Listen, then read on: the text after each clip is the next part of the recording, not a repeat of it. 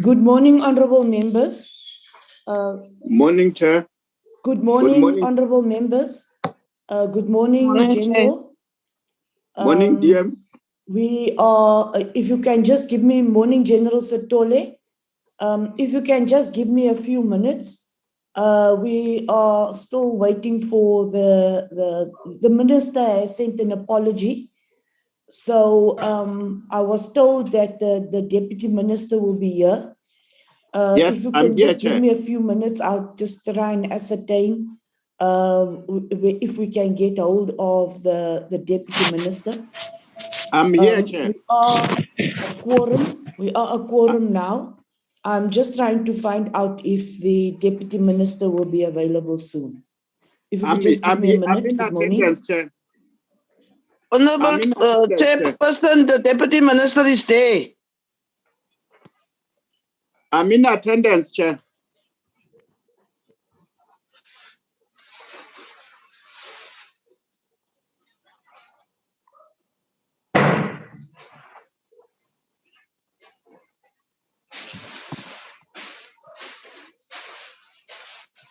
Hey, morning, leadership. I'm in attendance.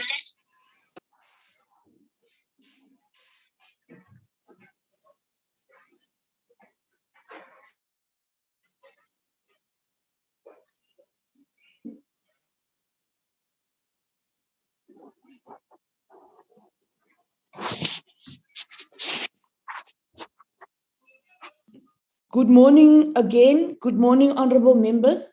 The deputy minister is here. My apologies. His gadget he's still renaming his gadget. So the one which says iPad is the deputy minister. Please don't kick out iPad. It is in fact the deputy minister. I'm good and you, are ready to start. I'm going to start with the minutes of our previous meetings and the reports which could be adopted. Morning, General Satole and your team. Babawa, could we flight the first set of minutes? I believe it's the 17th of March.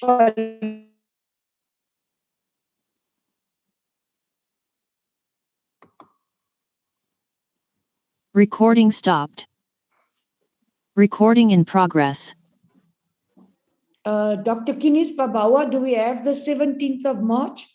Morning, Honorable Meshu, Honorable Whitfield. Morning, Honorable Tablanche.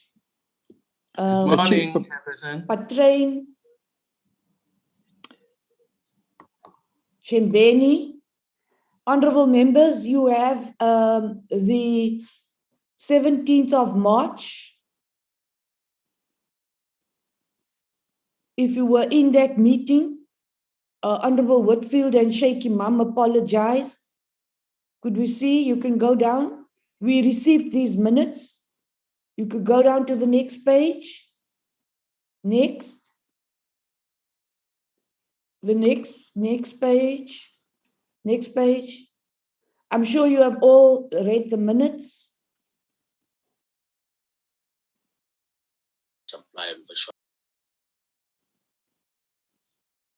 That is the closing remarks. Honorable members, do I have a proposal for the adoption of the minutes of the 17th of March?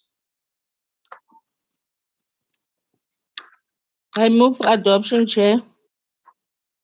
Do we have a proposal for the adoption of the minutes? I move, Chair, for the adoption of the minutes. Faku.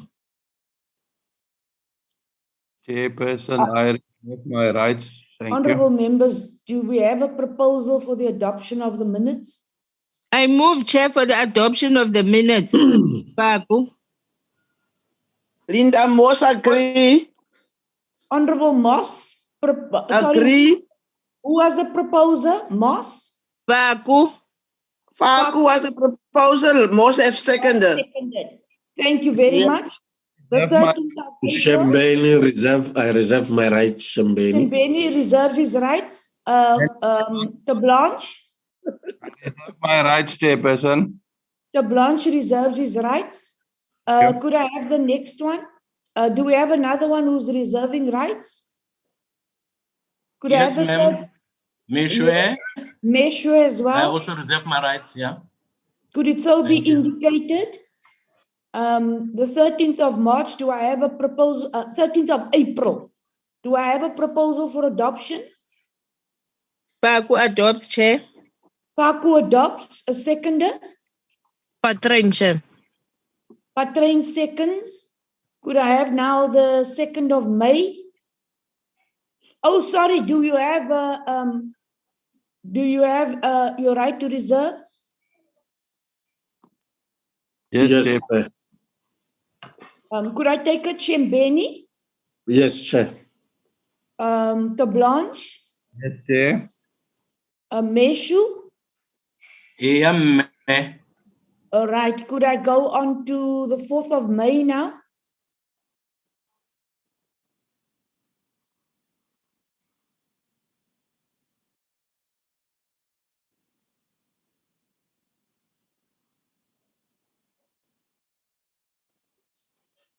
Honorable members, you have seen you have received these minutes well in advance. The 4th of May, do I have a proposal for adoption?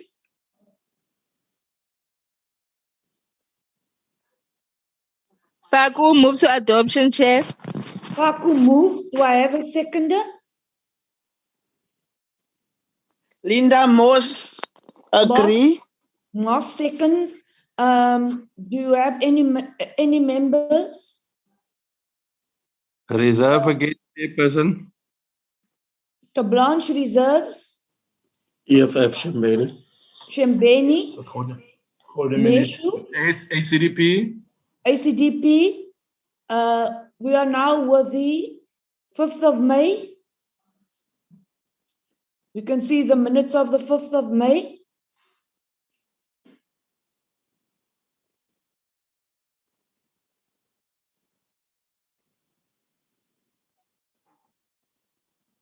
Uh, 5th of May, it was SAPS, DPCI, and IPID. Do we have a proposal for adoption? Faku adopts, Chair. Faku adopts. Do we have a seconder? Patrain? Patrain, Chair. Patrain seconds. Were you in the meeting, Honorable Patrain? Okay, let's do it. Can we just see that?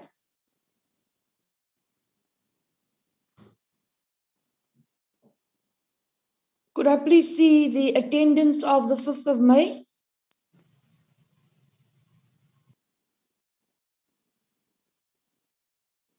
Babawa?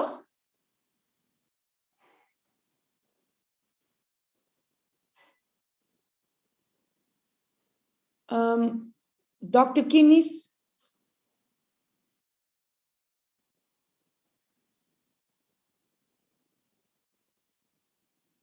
Members, can you hear me? Yes, Chairperson, I Yes, can I hear you. can hear you, Chair. So where's the staff? I want that 5th of May flighted again. Chair, Patrain was in the meeting on the 5th of May. All Chair. right, and that's accepted. Could we go to the 7th of May now? We have reserved the rights of the 5th of May. Dr. Kinis, could we go to the 7th of May now, please? Babawa will flight the minutes, Chair. Thanks. Okay, thank you, Babawa. Are you ready?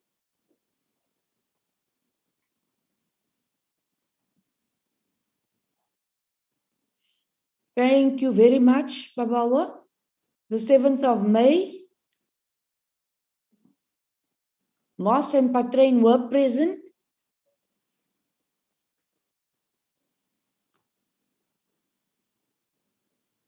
That was the Civilian Secretariat and the CEDA budgets. Do we have a proposal for adoption? I propose, Chair.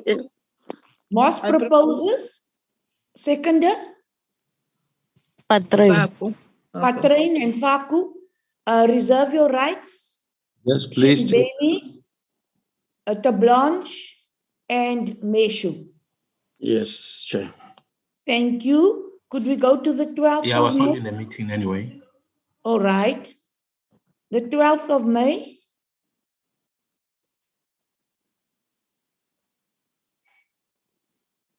The 12th of May, Moss was in the meeting. Could you move up?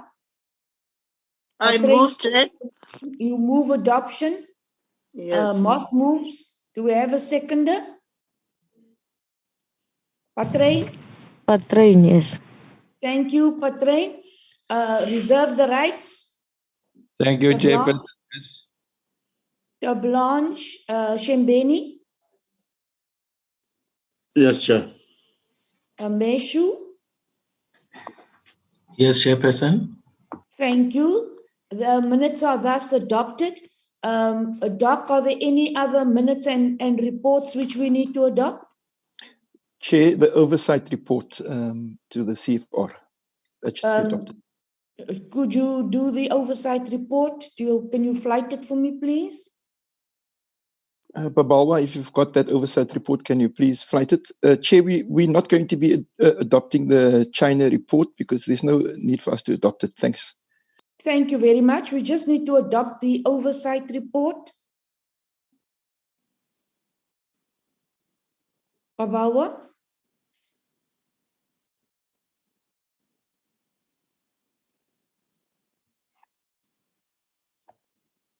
Morning, Honorable Whitfield.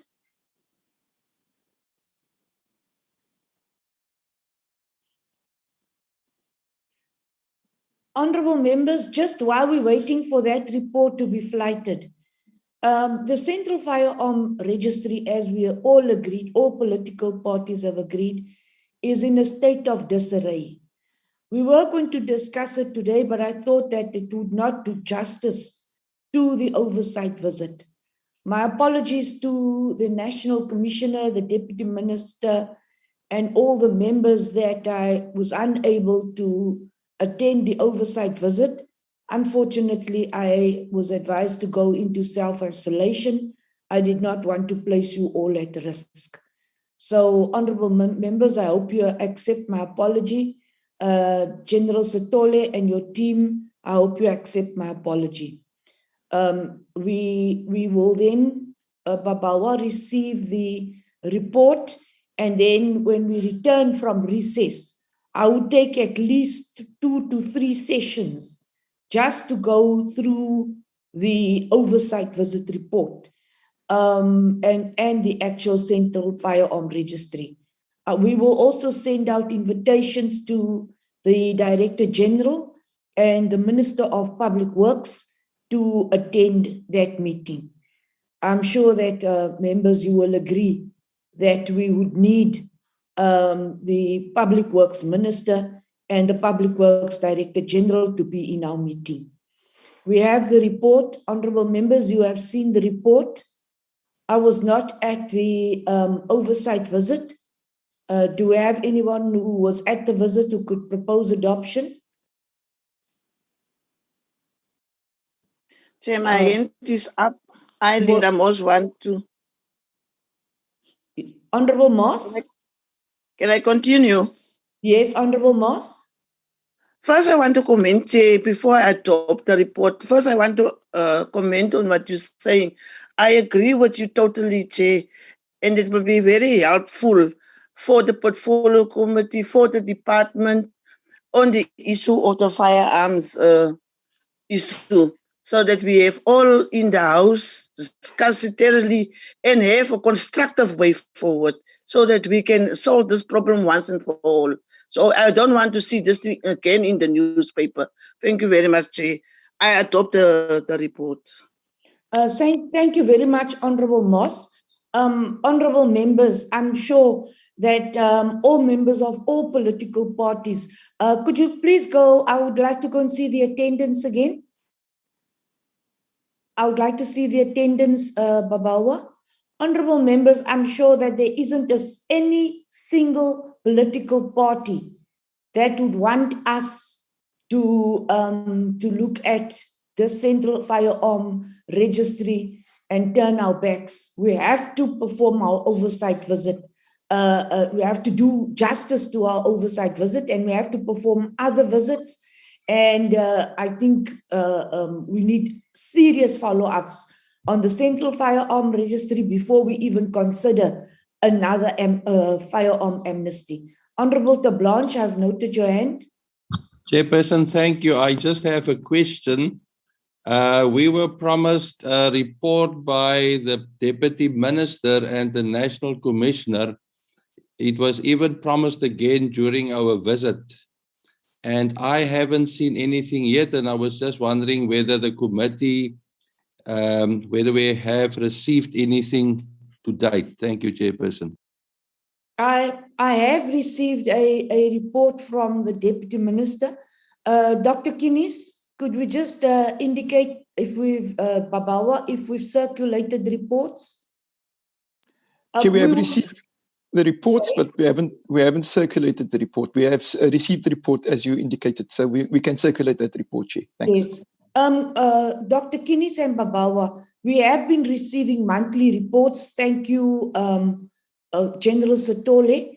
Could we, as soon as we receive reports, and once I have read them, could you also just remind me to approve the circulation of those reports? Honorable members, we have been receiving regular reports now and monthly reports on the matters which we have referred to the National Commissioner and the Minister. So I would like to acknowledge those reports.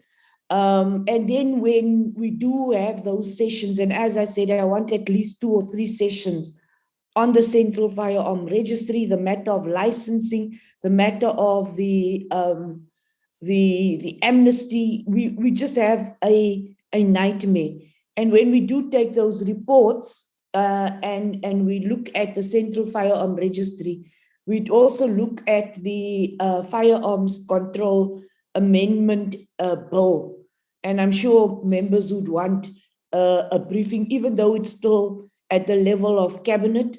I've seen that members have already commented on it, and I think it would be proper for us to consider those comments which members have made.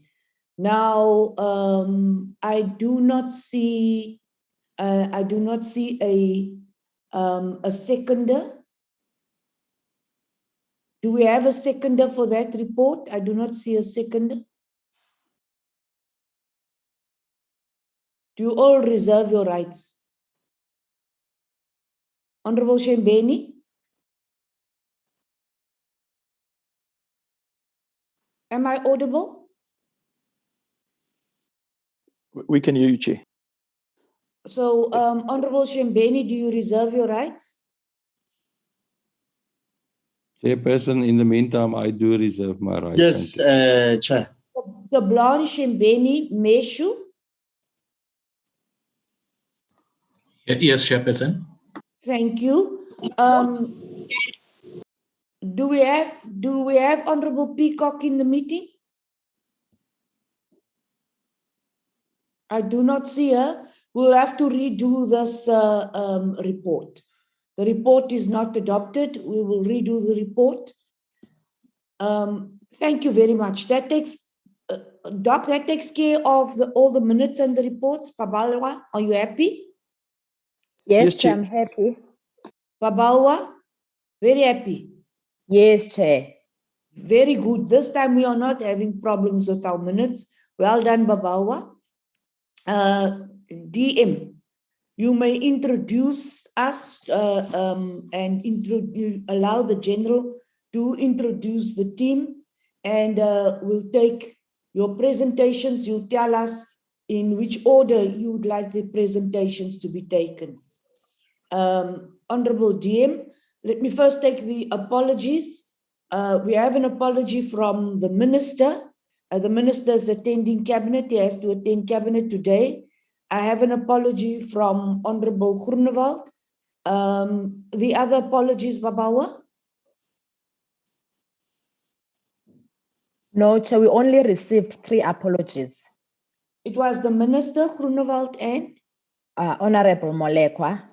Oh, Molekwa. I also Yes, this sir. morning, the Honorable Whip also called me to say that he was ill and that he was on his way to the doctor.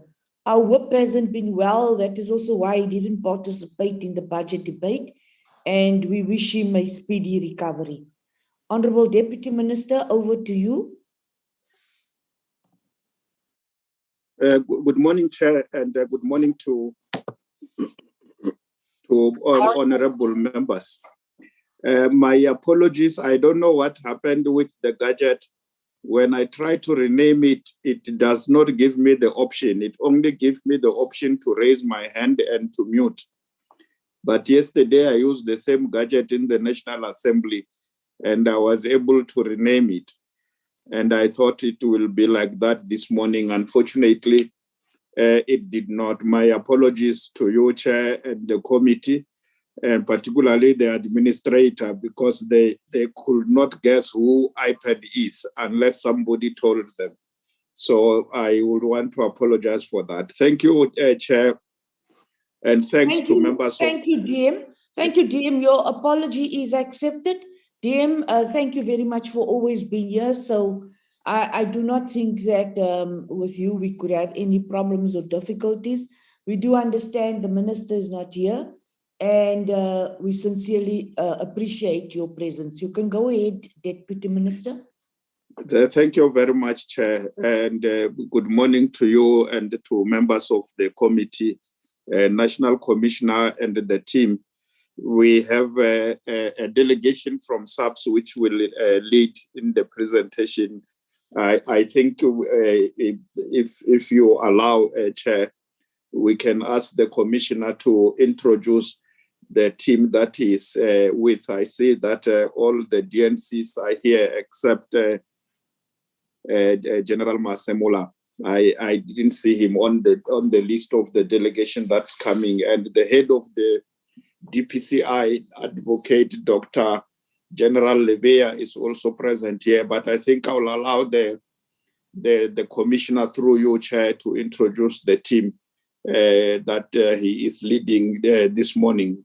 Over to you, Commissioner, through you, Chair, if you may allow. Thank you very much, Commissioner. Good morning, National Commissioner. Good morning, Chair. Morning, Deputy Minister, and good morning, honorable members. Chair, our delegation today is as follows. Maybe it might just be important for me to start by tendering the apology for General Masemola. He's attending the parade of the defense. We had a request to support the defense. But in attendance is Lieutenant General Libya, the national head of DPCI. Then is Lieutenant General Vuma, Deputy National Commissioner Corporate Support Services. Lieutenant General Mfazi, Deputy National Commissioner Crime Detection. Lieutenant General Dimpane, the Chief Financial Officer. Lieutenant General Nzia, Divisional Commissioner Human Resource. Lieutenant General Khan, Divisional Commissioner Legal Services. Lieutenant General Reed, Divisional Commissioner Supply Chain. Lieutenant General Sintumure, Divisional Commissioner Crime Detection. Major General Chilembe, Acting Divisional Commissioner Visible Policing and Operations. Major General Pinar, Component Head, Proactive Policing Division, Visible Policing. Major General Grunewald, Litigation Administration, Legal Services. Major General Rabi, Component Head, Strategic Management. Brigadier Malahlela, Secretariat, Office of the National Commissioner. Brigadier Naidu, Corporate Communication. Colonel KP Stein, Parliamentary Liaison Services. I think, Chair, our presentation is going to be led by both Major General Rabi as well as Lieutenant General Nzia. With your permission, and if the committee is ready, I can give them the floor. Thank you, Chair. Thank you very much. You may continue with the presentation. Thank you, General Satole. We may continue with the presentation.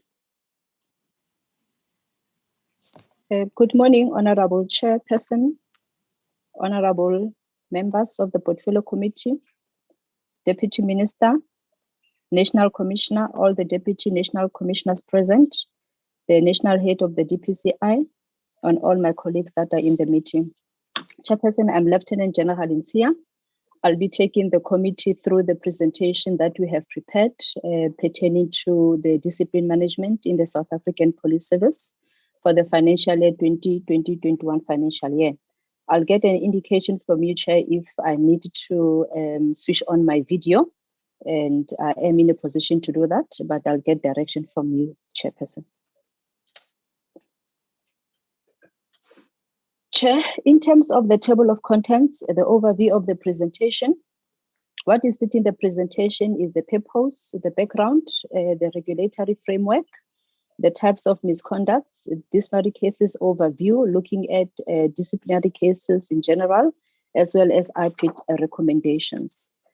The presentation will continue, Chairperson, to highlight some of the cases that we have categorized. These are the cases that we are expected to report from time to time to various oversight bodies, and those cases are the corruption-related cases, the irregular expenditure-related cases, fruitless and wasteful expenditure cases, cases involving members doing business with the state, members owning taxes, and it will only address the sexual harassment cases, COVID-19 related cases, and will also give just some analysis of the disciplinary processes and also some information pertaining to the arbitration hours. Then we'll be concluding with our presentation. The purpose of this presentation, Chair, is to update the Portfolio Committee on Police on the status of discipline management in the SAPS, focusing on the reported cases of misconduct in the financial year 2020-2021, the progress of those cases, as well as the impact of discipline in the conduct of the employees. Some background, Chairperson.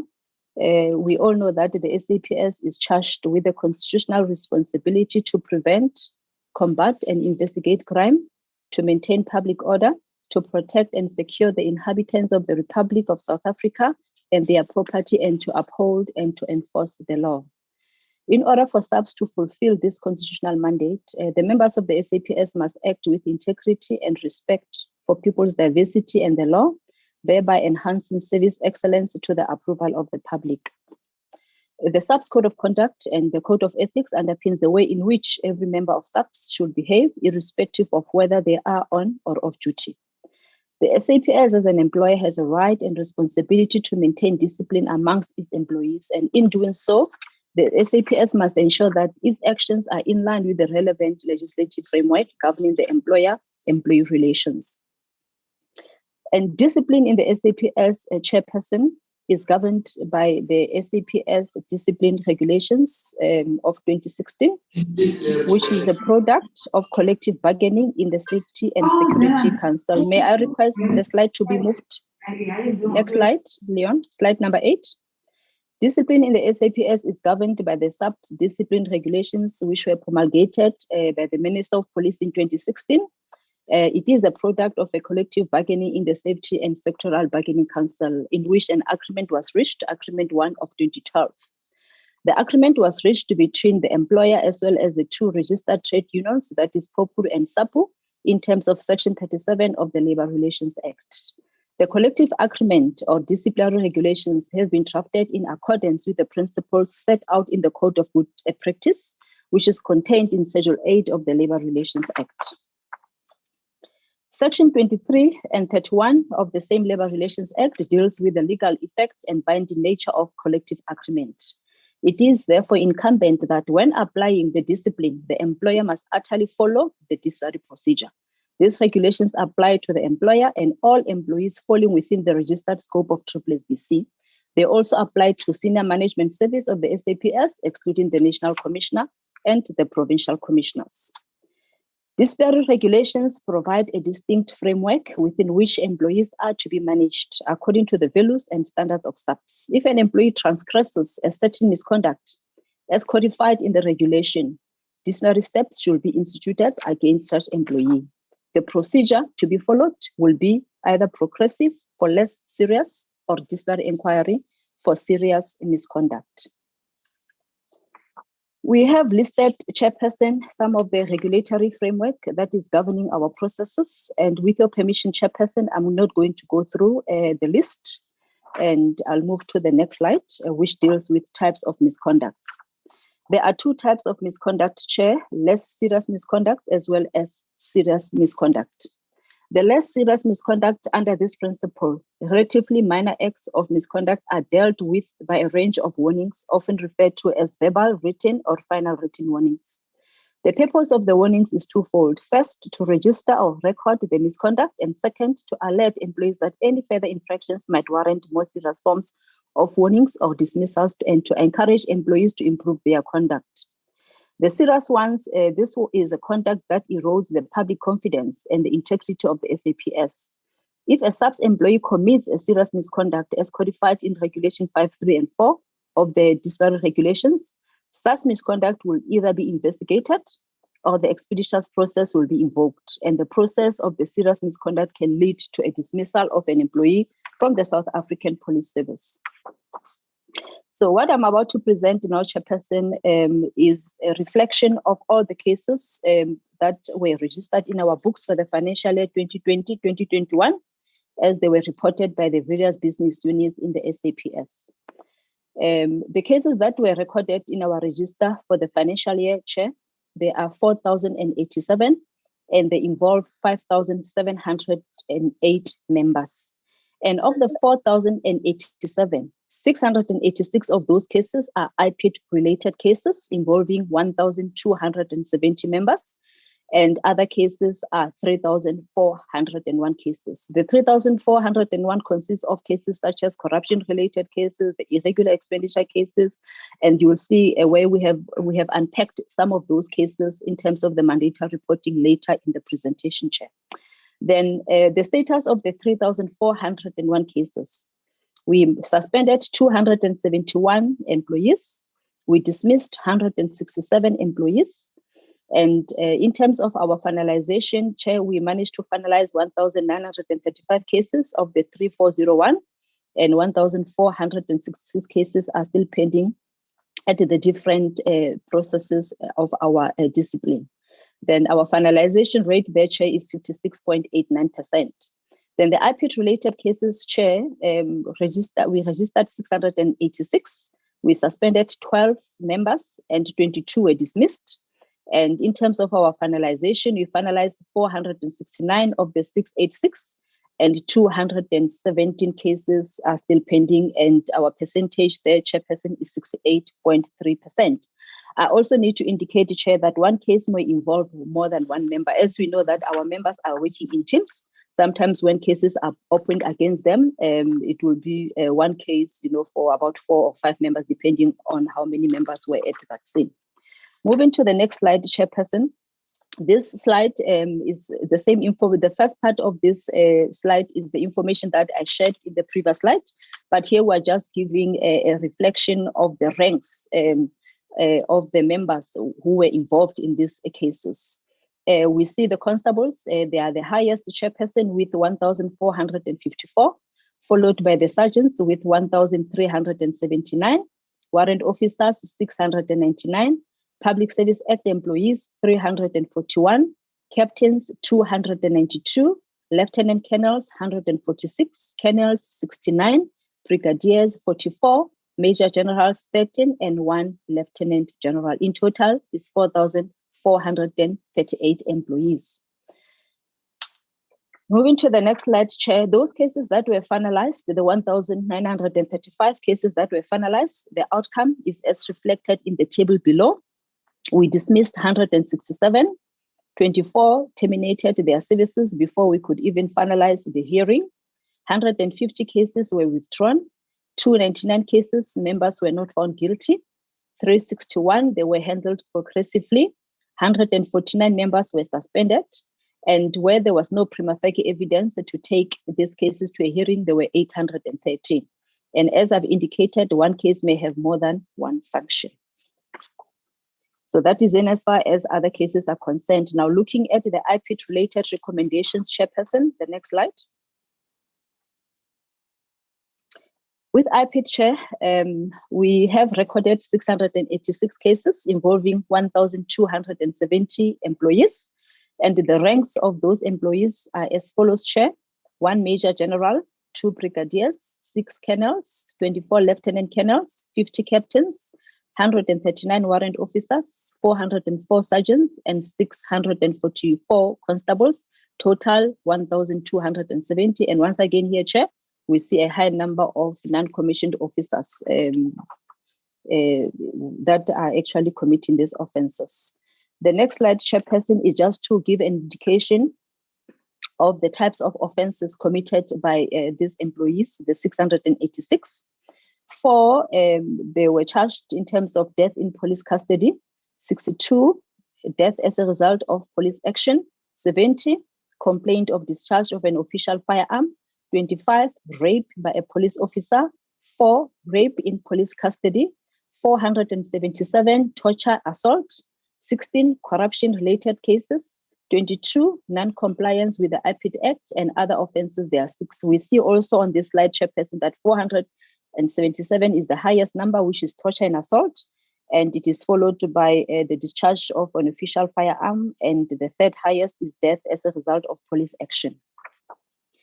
Then in terms of the outcome of the 450 cases that were finalized, Chairperson, 67 members received guilty findings, 129 they were not found guilty, and 19 cases were withdrawn.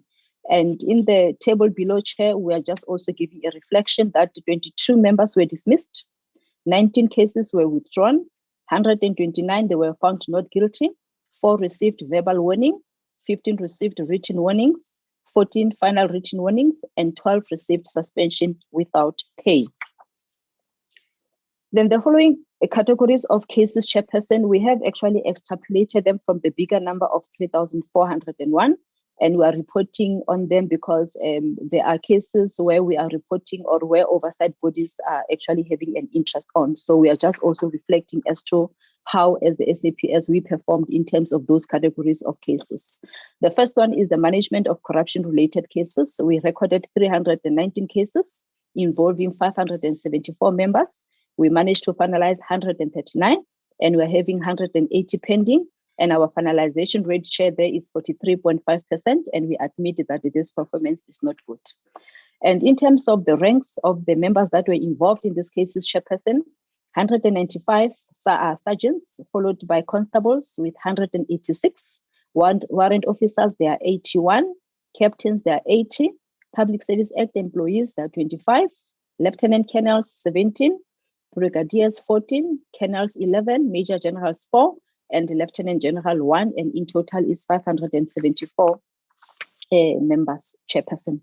And the outcome of the finalized 139 cases, Chairperson, of the corruption-related, 98 members were dismissed from the service, 19 terminated their services before we could even finalize the hearings, 58 cases were withdrawn, 69 they were found not guilty, 9 cases were finalized progressively, 4 received counseling, 1 verbal warning, 8 written warning, 11 final written warning, and 32 suspension without pay. Moving to the next category of cases, Chairperson, these are the irregular expenditure-related incidents. We recorded 113 incidents involving 156 employees. We managed to finalize 99 cases, and 14 are pending, and our finalization rate there, Chair, is 87.6%. And in terms of the ranks of the employees that were involved in this irregular expenditure, 5 were lieutenant generals, 8 major generals, 15 brigadiers, 21 colonels, 32 lieutenant colonels, 30 captains, 14 warrant officers, 3 sergeants, and 3 constables, and Public Service Act employees, there are 5.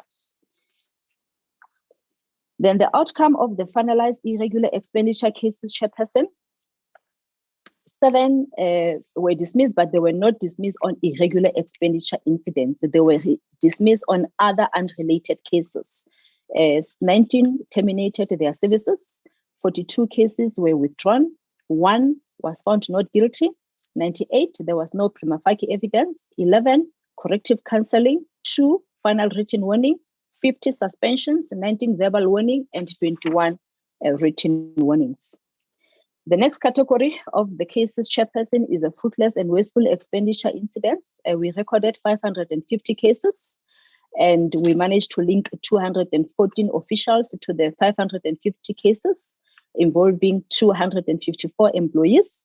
and 336 cases that are still pending. They're still to be linked to employees, and here we still need to finalize the determination test, Chairperson. Then in terms of the ranks of the employees that were involved in the fruitless and wasteful expenditure incidents, we see the highest as Public Service Act employees, there are 56, followed by warrant officers, 45, constables, 37, sergeants, there are 35, captains, 42, colonels, 15, lieutenant colonels, 14, brigadiers, 6, major generals, 3, and 1 lieutenant general, totaling to 254 employees. We are also monitoring, Chairperson, members that are doing business with the state, as it is against the PAMA Act that public servants should not do business with the state. So AGSA reported 78 of those employees that they could find, and we were 42 correction action was not recommended. It was recommended on the 36. So on the 36, we managed to finalize 27, and 9 cases are still pending. And the finalization rate is 75%. And the ranks of the employees that were involved, there were 21 sergeants, 8 constables, 3 Public Service Act employees, 1 captain, 1 warrant officer, 1 colonel, and 1 lieutenant colonel. In total, 36 employees. Then the outcome of those cases, Chairperson, 10 written warnings were issued, 6 final written warnings were issued, 6 were not found guilty, and 10 no steps were recommended, and 9 cases are still pending. This is just a graphic analysis of the amounts that these members benefited, Chairperson, together with the sanction that was issued. For an example, the first one, the written warning, the amount involved there is 5,154. The second one, a person received a written warning, and the amount involved there is 11,543. And the third one is 30,000. The highest in terms of this graph, Chairperson, is the 92,784.97.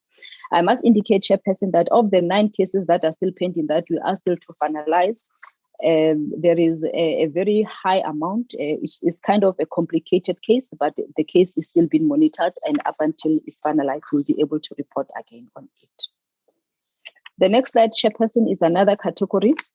We are also monitoring SAPS employees owning taxes. Our policy on remunerative work does not permit or does not allow SAPS employees to own taxes.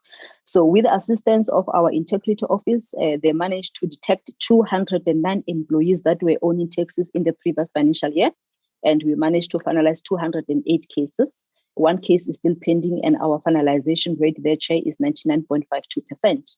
In terms of the ranks of these employees, 71 are constables, 43 are sergeants, 39 are warrant officers, 37 are Public Service Act employees, 10 are captains, 7 are lieutenant colonels, and 2 are colonels, and in total there are 209. Then in terms of the outcome of the 208 cases that were finalized, 29 of our members were dismissed from the service, 15 terminated their services before we could proceed or finalize their hearing, 4 withdrew, 4 cases were withdrawn, 35 were found not guilty, 77 they were finalized progressively, and 8 they received sanctions, but those were not sanctions of dismissal. And where departmental steps were not recommended are 40 cases.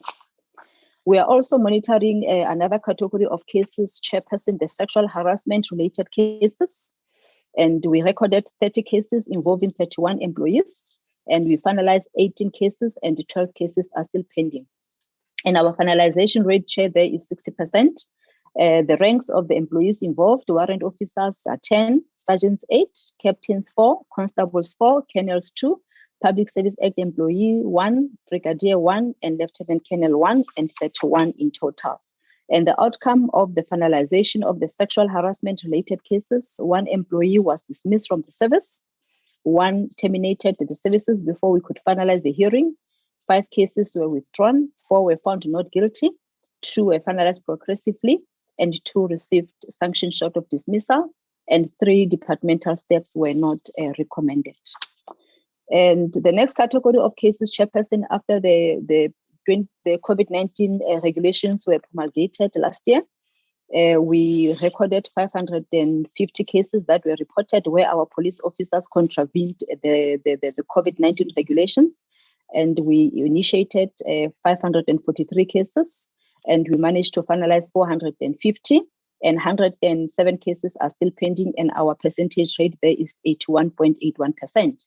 Then in terms of the ranks of the employees that were involved in this COVID-19 related cases, 231 constables, sergeants are 192, warrant officers 66, captains 23, Public Service Act employees are 22, lieutenant colonels 9, colonels there are 2, brigadier is 1, major general is 1, is 550.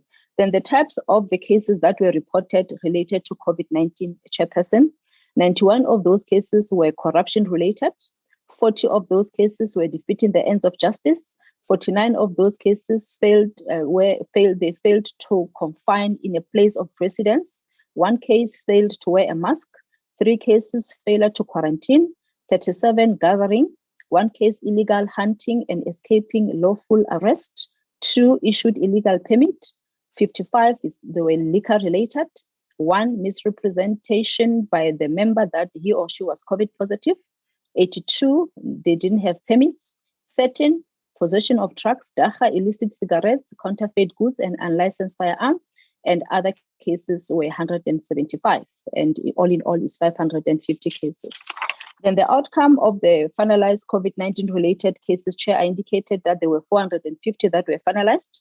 We managed to dismiss 90 of our members, and 19 of them terminated their services. 36 cases were withdrawn.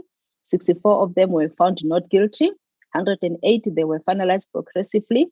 73 they received sanctions other than the dismissal sanction, and 60 cases departmental steps were not recommended.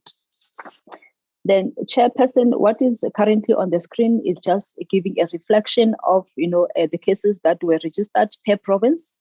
We have compared, or we are comparing the financial year 2019-2020 as well as 2020 and 2021 financial year. So 2019 and 2020 financial year overall, we recorded 3,643 cases for the provinces and 2,630 cases for 2020-2021. There is a decline when you compare the 2 financial years. And in terms of the provinces with the highest incident share, Free State recorded the highest, followed by Gauteng, and Western Cape came 3rd. The next slide, in terms of the divisions, Chairperson, the divisions for financial year 2019-2020 recorded 779 cases, and for financial year 2020-2021 recorded 771 cases. And the highest division that recorded the highest is crime intelligence, followed by visible policing, and the forensic services came 3rd. And also, once again, here, Chairperson, we are seeing a decline in terms of the cases that were registered. Then, in terms of the analysis that we have done, Chairperson, we are saying there is a decline in these very cases reported in the financial year 2020-2021 compared to 1920. And the difference is 1,020 cases. The top 3 provinces, as I've indicated in the previous slides, which show the highest number of misconduct are Free State, Gauteng, and Western Cape, and the divisions is crime intelligence, visible policing, and forensic services. I need to indicate that these divisions, Chairperson, they're having the units in all the provinces. So it's unlike other divisions where they're only in Pretoria. But with these divisions that I've mentioned, they've got personnel in all the 9 provinces. Analysis also shows that non-commissioned officers are prone to exposing themselves to acts of misconduct compared to commissioned officers. And the prevalent misconducts are assault, corruption-related, and aiding and escapee and theft.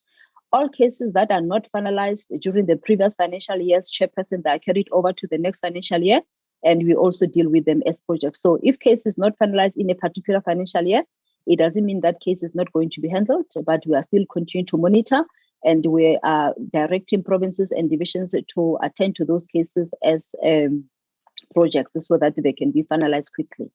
Yes, we admit, Chairperson, that yes, there was a delay, or there is a delay in terms of finalizing some of our cases, but we are saying the reasons for some of these cases being, finalized after a long period of time is because some of these cases we do get court application interdicting the disciplinary processes, and also disciplinary proceedings handled by external functionaries in some cases because we have to also check their diaries. And in some instances, the members, they do apply for pre-dismissal arbitrations, where we are also relying on SSSDC to give us dates, as well as the availability of the arbitrators. And also last year, Chairperson, we placed a moratorium on the disciplinary proceedings due to COVID because there were a restriction of movement. So we could not proceed with our disciplinary hearings last year. Early last year, we started later, I think around August, September.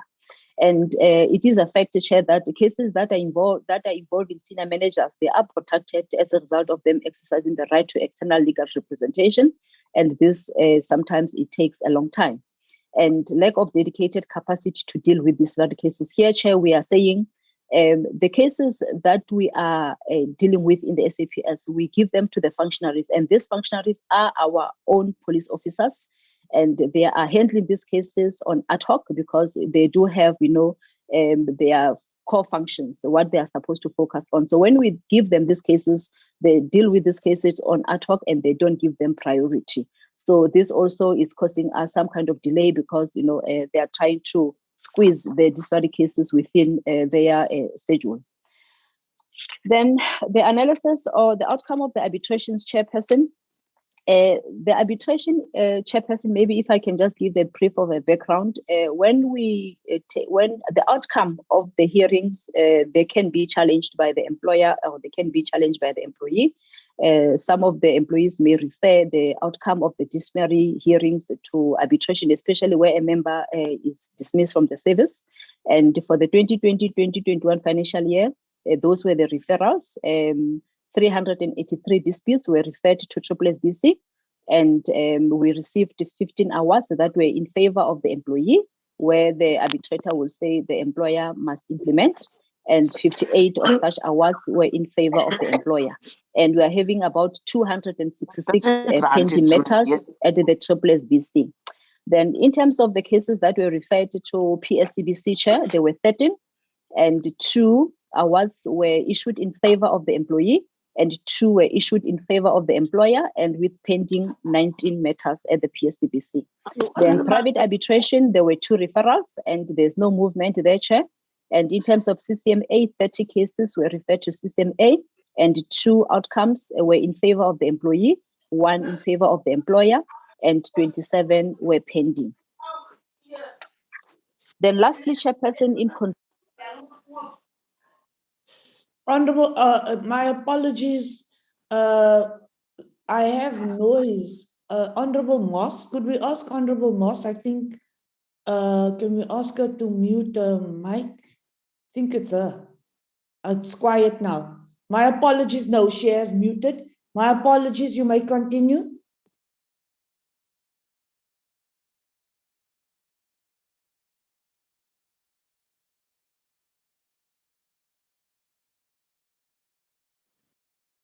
You may continue.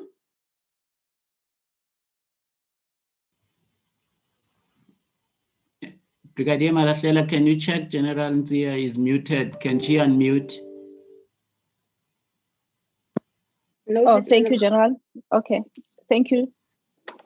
Chairperson, thank you very much. In conclusion, Chairperson, we are saying as the SAPS, we do acknowledge the negative impact of disciplinary processes. Therefore, in mitigation, the 3 measures are prioritized for implementation. We are going to focus on training of our employees at all levels of command. We have since developed a training manual with assistance of our human resource development. And we are also participating in various training interventions offered by the Department of Public Service and Administration. And the National Commissioner established the National, Provincial, and Divisional Conduct Committees. They are meeting on a quarterly basis. These are the committees that are sitting in provinces that are advising provincial commissioners in terms of discipline in their provinces. The national panel is advising the national commissioner. So we do meet looking at all the cases and coming up with measures to improve the management of discipline in the SAPS. And I must also indicate, Chairperson, that we do have a good relationship with IPID as well as Civilian Secretariat of Police, as we are directed also by the IPID Act that we need to report to Civilian Secretariat of Police as well as to IPID in terms of the recommendations that we receive from IPID. So we have developed some terms of reference in terms of our working relationship, and our employees at provincial level, they do meet with their IPID counterparts at the province, And nationally, we are meeting at national level with our counterparts here at national office. And also, Chairperson, awareness campaigns and proactive programs are in place to strengthen acceptable conduct. And these awareness campaigns, Chairperson, were assisted by our integrity office, where they will be going to stations and to the borders, to talk about the anti-corruption strategy.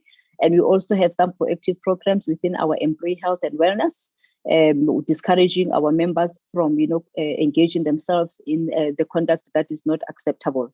And I must also indicate, Chair, that the National Commissioner has commissioned a work study investigation to inform the dedicated capacity building on discipline management here. The National Commissioner directed our organizational development to establish a component or a section that will focus mainly on discipline management. As I've indicated, in terms of what is causing the delay is the fact that cases are being handled on ad hoc basis. So this unit will be focusing mainly on discipline, and I hope and believe that once it is approved, it will go a long way in ensuring that cases are finalized on time, and also that there is consistency in terms of dealing with discipline in the SAPS. That is all from my side, Chairperson. Thank you very much. Thank you very much, Lieutenant General. Before we go on to the IPID presentation, I have some questions, and I'm sure some members would also have questions before we go on to the IPID presentation. Honorable members, you can raise your hands if you have some questions that you need to ask. I will, in the meantime, I see Honorable Whitfield, but Honorable Whitfield, while I'm waiting for the other hands, I would like to know what offences the members were charged with in slide 16. You can look at slide 16 again. Secondly, can you indicate whether your figures and IPID figures tally when IPID presents? So IPID, when you present, I would like a comparison between your figures and the IPID figures. Could you break down the torture and the assault cases? The Human Rights Commission had indicated to us that there was still assault in police custody when they had awaiting trial prisoners. And I would like to know more about those torture and assault cases. My third concern is that you are reporting that there's systemic corruption. Could IPID, in your presentation, could you report about systemic corruption? I would like to know a little bit more on that. I see more hands, so that before we get to the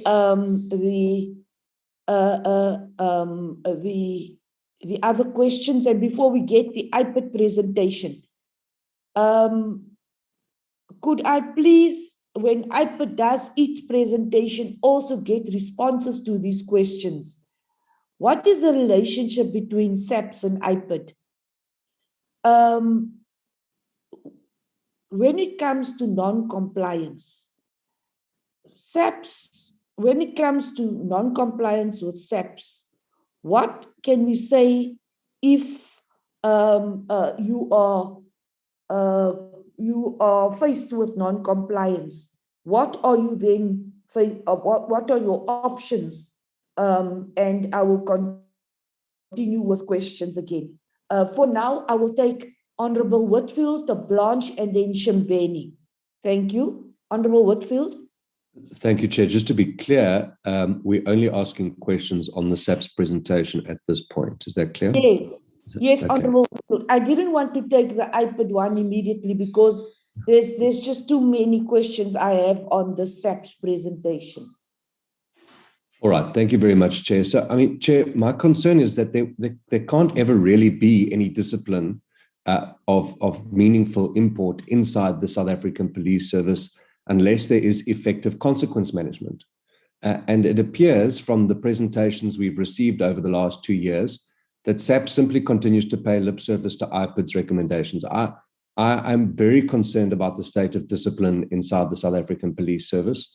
And every year, this committee it talks about discipline. We talk about budget for IPID, and I'm sure we'll have that discussion later. And every year the committee calls on SAPS to support IPID's mandate. And I simply don't believe that there's a good working relationship as alluded to in the presentation, because if there was a good relationship between SAPS and IPID, we would see that, you know, IPID's recommendations actually being implemented, and we would see consequence management inside SAPS. If we just look at the parliamentary precinct, or, you know, on the streets of our country, Chairperson, we see a distinct lack of professionalism amongst many police officers. Uniforms are untidy, just basic discipline. We don't see the kind of leadership that's required in order to turn this around. And so, you know, not to belabor the point, but perhaps to direct a question directly to the National Police Commissioner, is what is his explanation for the fact that SAPS has failed to initiate nearly 50% of the negative disciplinary recommendations against police officers? And what actual specific actions has his office taken to support IPID in their work? I'm not talking about work studies, but actual interventions, Chair, and meetings with IPID to address concerns and to improve the implementation of IPID recommendations. At the moment, it appears that SAPS is pulling the teeth out of our police watchdog rather than supporting their mandate to improve consequence management inside the police. You know, with IPID's minimal resources, Chair, I fear that SAPS is going to win this fight of, you know, entrenching the code of silence within the police rather than consequence management.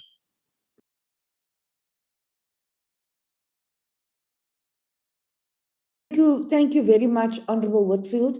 Honourable Whitfield, you can appreciate that that was the reason why we have scheduled a session on discipline today, precisely because we have been concerned about consequence management and the interventions which were requested by IPID, which we would want to see followed through, and we'd like to know why those recommendations of IPID are not always implemented. So, Honourable Whitfield, I'm sure you will appreciate the fact that we want to get to the bottom of this today. Honourable de Blanche.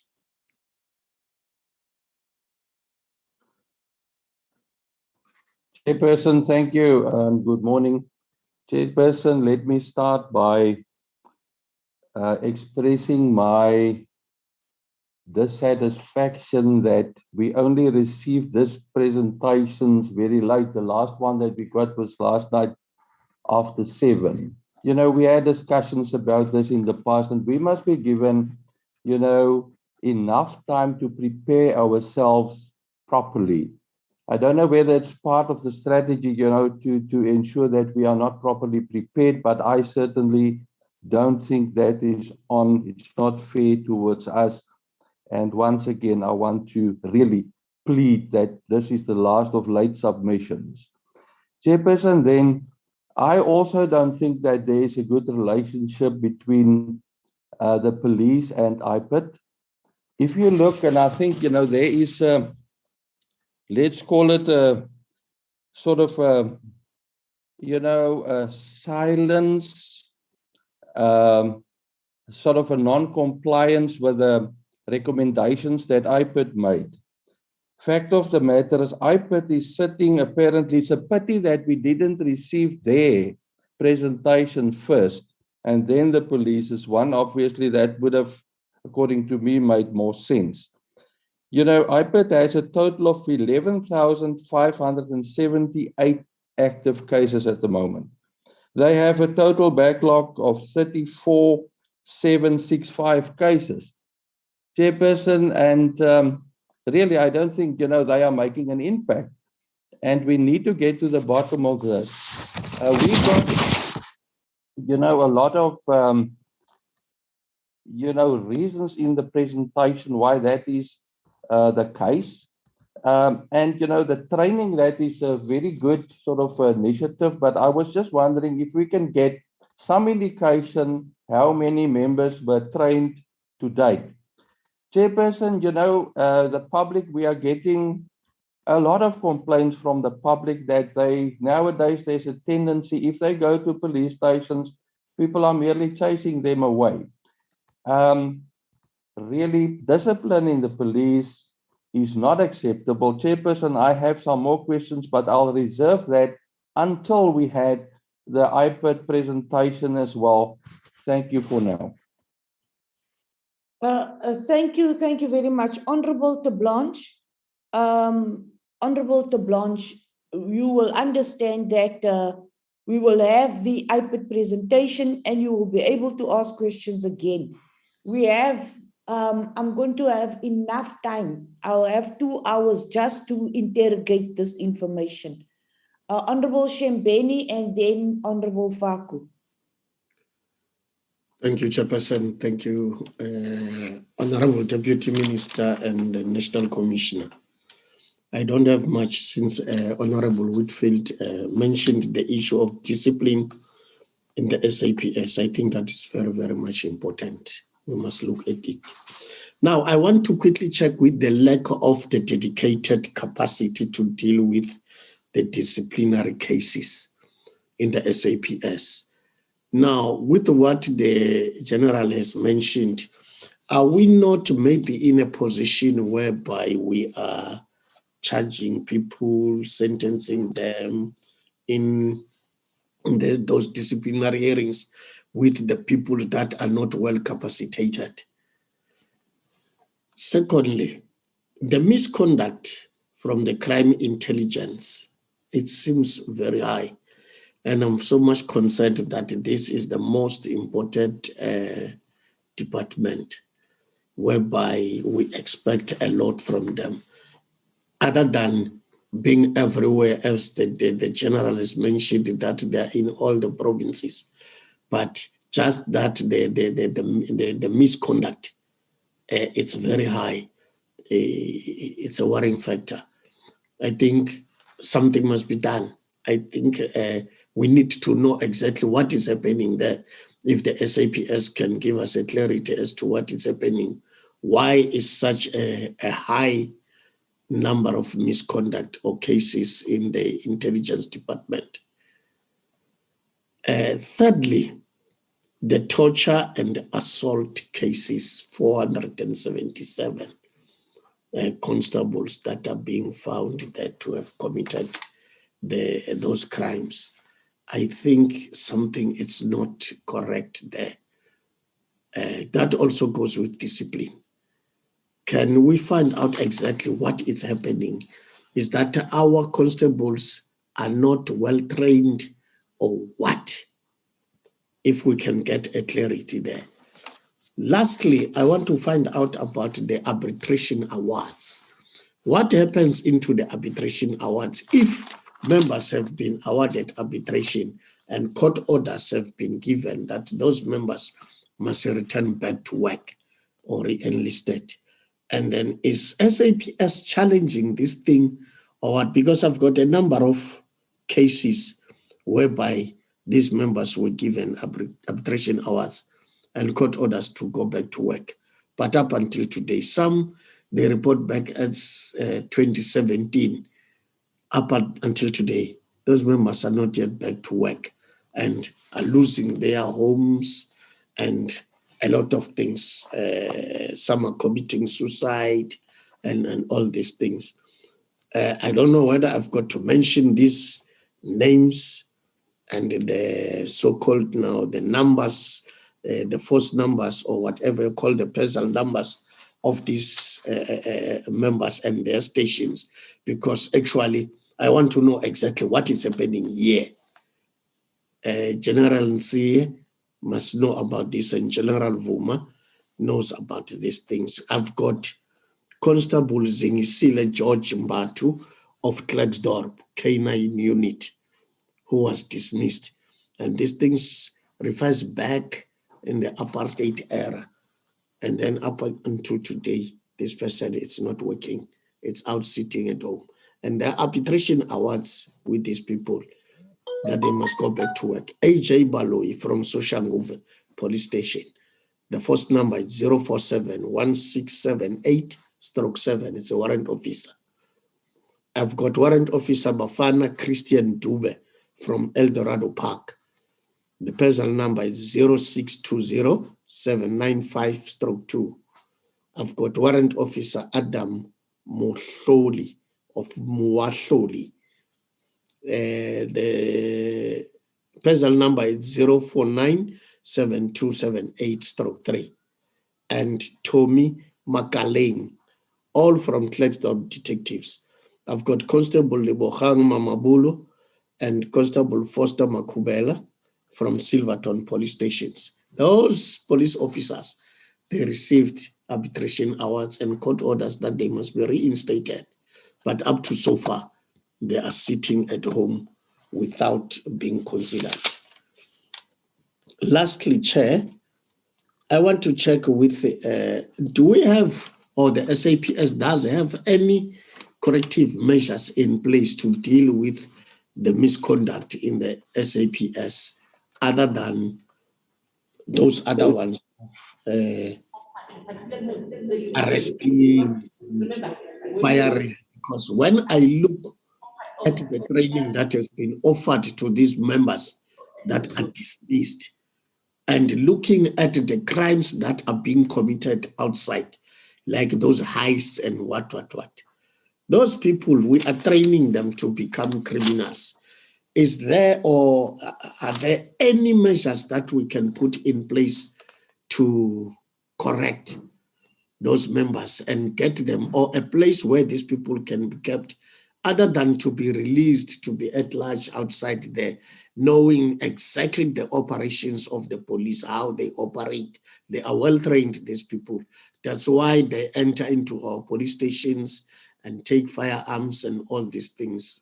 So I just want to check with the SAPS if are there any measures, corrective measures that can be put in place to help our police officers, especially those constables and sergeants, to refrain from committing those crimes that they are committing. Thank you very much, Honorable Chairperson.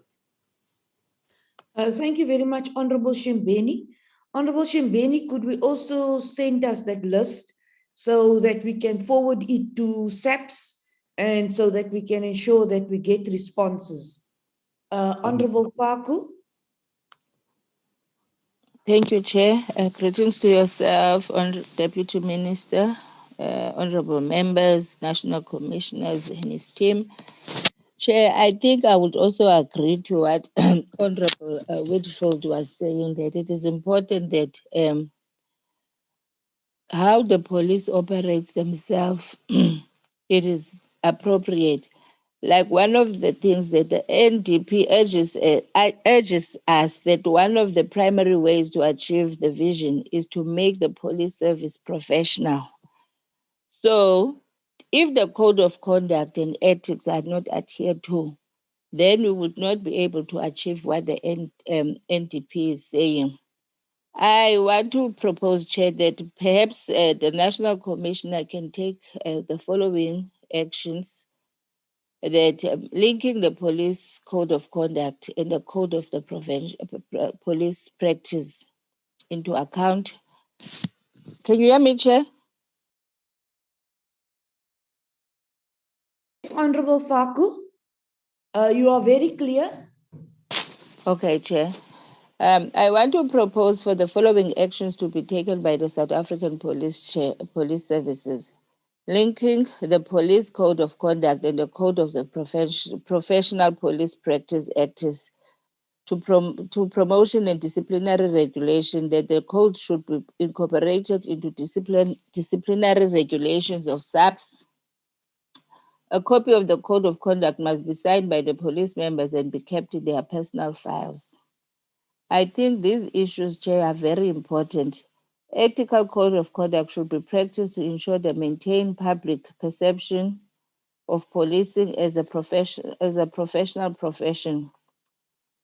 So I think, Chair, there are many. I would make this proposal and send it to you, Chair, because if you even look at the cases, Chair, that were done in 2019 and 2020, there were about 1,682 disciplinary hearings, which of those mostly of them, the outcome was not guilty, about 603.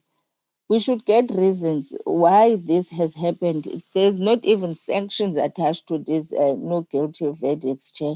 So I think the report that we have received today is not satisfactory at all.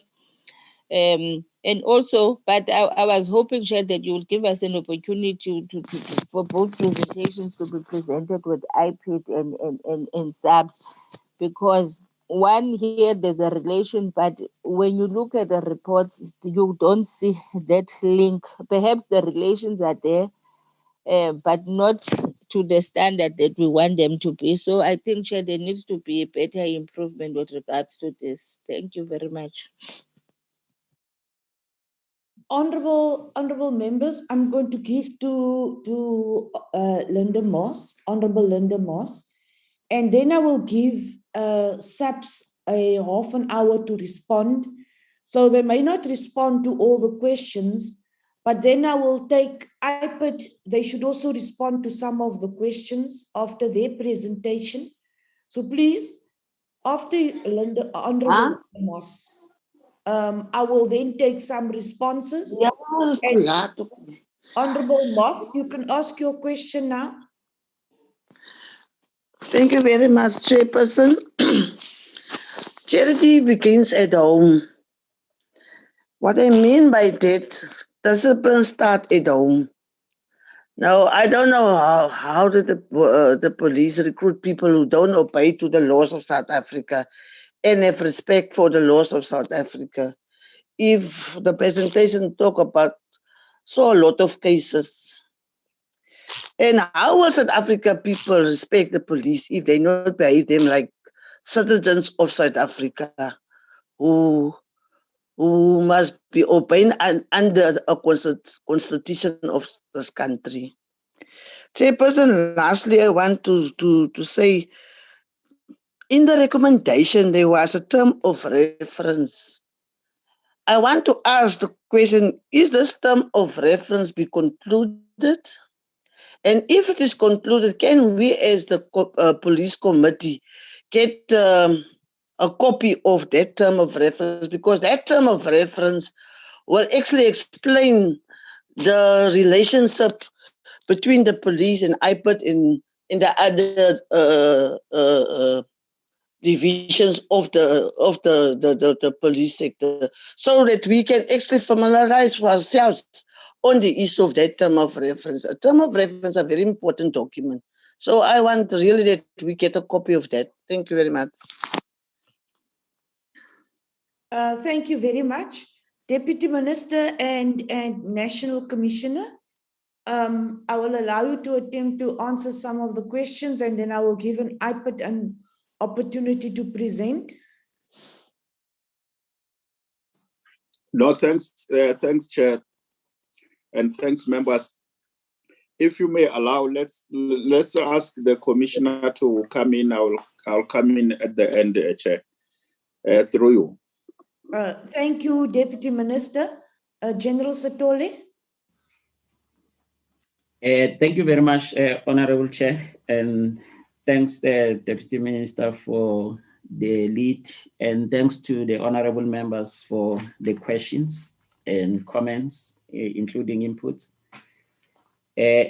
Chair, as usual, I will take the strategic related questions and those that are directly expecting my response. The first question, Chair, would be on the relationship and measures that are in place between ourselves and IPID. The first thing I would indicate which are the steps that we both taken with IPID. The committee is also aware of the fact that there has been change of leadership within IPID, and our relationship started previously right up to now. And with the current executive, we are also then operationalizing some of those interventions that were agreed on previously. Though we are not necessarily at an advanced stage, because we have to start maybe revisiting them. The first one that is in place is that we decided to escalate the relationship to an MOU of cooperation. And that particular MOU was drafted between IPID and SAPS. We also initiated a strategic interaction where both SAPS and IPID top hierarchy are meeting to discuss strategic matters. That was initiated some years ago, and this particular strategic interaction is meant to unblock any blockages that may exist at operational level. My apologies. My apologies, General Satole. Your line, can you assist us, because you fade and then you come in again, so I'm finding it a little bit difficult to follow you.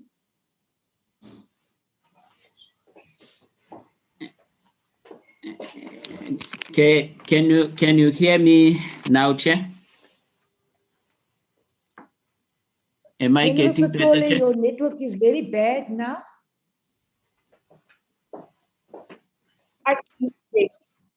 Yes, I can hear you now.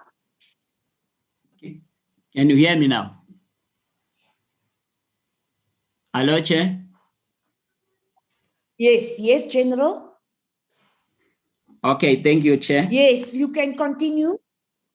Thank you very much, Chair. Then, Chair, apart from the strategic engagement between the two of us, where we're bringing in the top managements together, we also have an operational engagement between HR and IPID, where they are looking specifically at those cases. And from the side of SAPS, this engagement is led by the head of HR. And they work together to look at those recommendations which has been made and look at some reconciliations. But I think HR then report to us if there's any interventions to be made or concern areas by IP that require our interventions. Then we also then share, where necessary and where request has been made, the integration of resources, which is part of the strategic that is an engagement. Then all reported IPID matters, they are also then subjected to investigations by SAPS. Maybe that's what could take a bit of time, because in terms of the disciplinary code, we are expected to investigate any matter that is reported. But those IPID matters, they are prioritized. Unless IPID then would point out otherwise, but the cooperation between us and IPID has not been brought to my attention as not good, or where there's areas of concern. Of course, if they are, I believe that the executive manager would then bring them to my attention. Then there was a question, Chair, that talks to arbitrations. I think arbitrations, Chair, has actually been a subject for speculation a bit in the SAPS.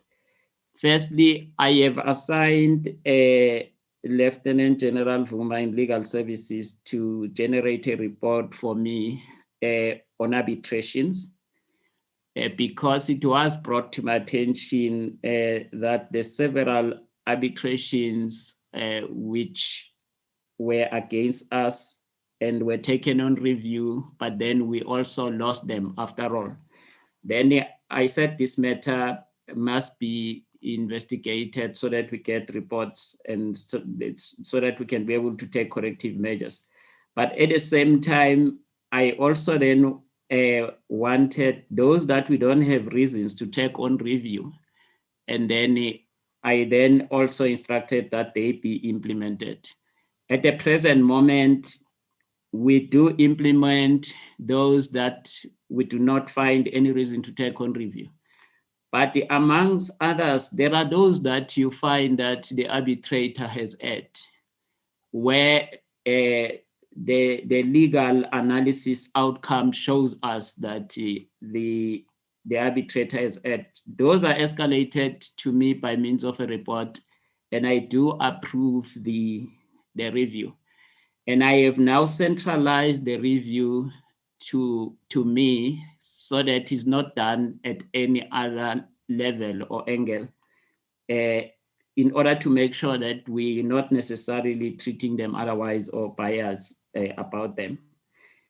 Then on the corrective measures, Chair, I wanted to mention that discipline in terms of the turnaround vision is done by means of a discipline strategy, which is three-dimensional. It's focusing on positive, preventative, and negative discipline. What we are discussing and what this report is largely about, it's negative discipline, I'm sure at above 90%. And then under preventative discipline, we're putting measures which will then prevent our members from engaging in actions which may lead to the violation of discipline. But we are also then putting the same measures from a command perspective by means of instructions and national instructions, making sure that each and every member or officer in the South African Police Service is responsible for the maintenance of discipline across the board. There's also other related strategies that are linked to preventative discipline, like your risk management strategy, your anti-corruption strategy. I have also taken the input from the honorable member with regard to the code of conduct, which is part of preventative discipline, but we will add it to be more clearer. And adding to that, we are also looking at designing and formalizing a management ethic, which should also then govern our managers so that they actually present themselves in a manner that will be exemplary to the junior ones. The CI, I just want to indicate that more of the disciplinary cases that are coming from CI, they are triggered by the corporate renewal strategy. I'm sure everyone knows that CI comes from that history of contamination, even long before I started office. So then there's many things in CI that are coming out. Some are even featuring in the commission. So as they come, we act against them. And as we proceed with the corporate renewal strategy, whatever comes out, we act against those. But then again, I also need to indicate that what members are raising as concerns were also the similar concerns that I have experienced with the organization. And one of them, the actions that I took was the introduction of the cleanup campaign to say, if the disciplinary state in SAPS is like this, then we need to start a cleanup process. And therefore, what also shoots up part of the disciplinary cases is influenced by the cleanup campaign. And one of the reasons why we then decided to come up with a dedicated capacity to focus on discipline was also to make sure that we try to avoid the current delays And we also do not make that discipline a part-time issue, so that we make it a full-time, so that we are able to clear the backlog and sustain discipline. Those who are handling discipline currently, they are trained officers who were taken through discipline before they became officers. In the courses of middle management to senior management, discipline was part of those particular interventions. But at the present moment, they are handled as a critical focus area within HRD, so that we invest. But we are looking at dedicated teams that will focus full-time on discipline. So, Chair, I think the rest of the other questions, they will be responded to by the operatives. With your permission, I can hand over to Lieutenant General Vuma Enzia to respond to the other questions. Thank you, Chair. General. Yes, thank you. Thank you very much, General Sithole. Honorable Whitfield and Shembeni and Faku, your hands are up again, but could I ask that we take the IPID presentation and that I give you another round of questions. General Sithole and IPID, when you do come in with your presentation, now that we are looking at the amendment of the SAPS Act, what we're picking up is an incompatibility between the IPID Act and the regulations. So when SAPS reinvestigates IPID complaints, then we can see which findings and if the findings which supersedes IPID, meaning IPID and the findings of IPID are not final or independent or binding. So there's a few questions which are serious questions which I have, especially on how SAPS officers exploit the loopholes to undermine IPID recommendations. So this is sort of, for me, it's a protracted problem where officers accused of serious crimes.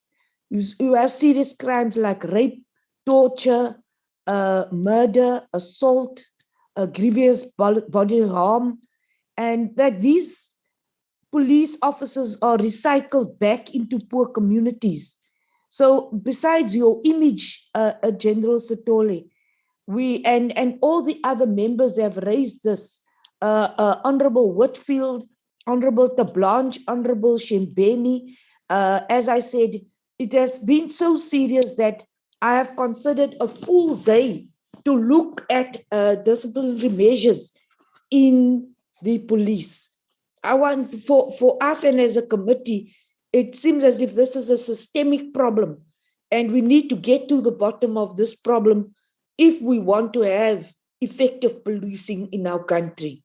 So when it comes to IPID, the IPID Act is to be amended, the SAPS Act has to be amended.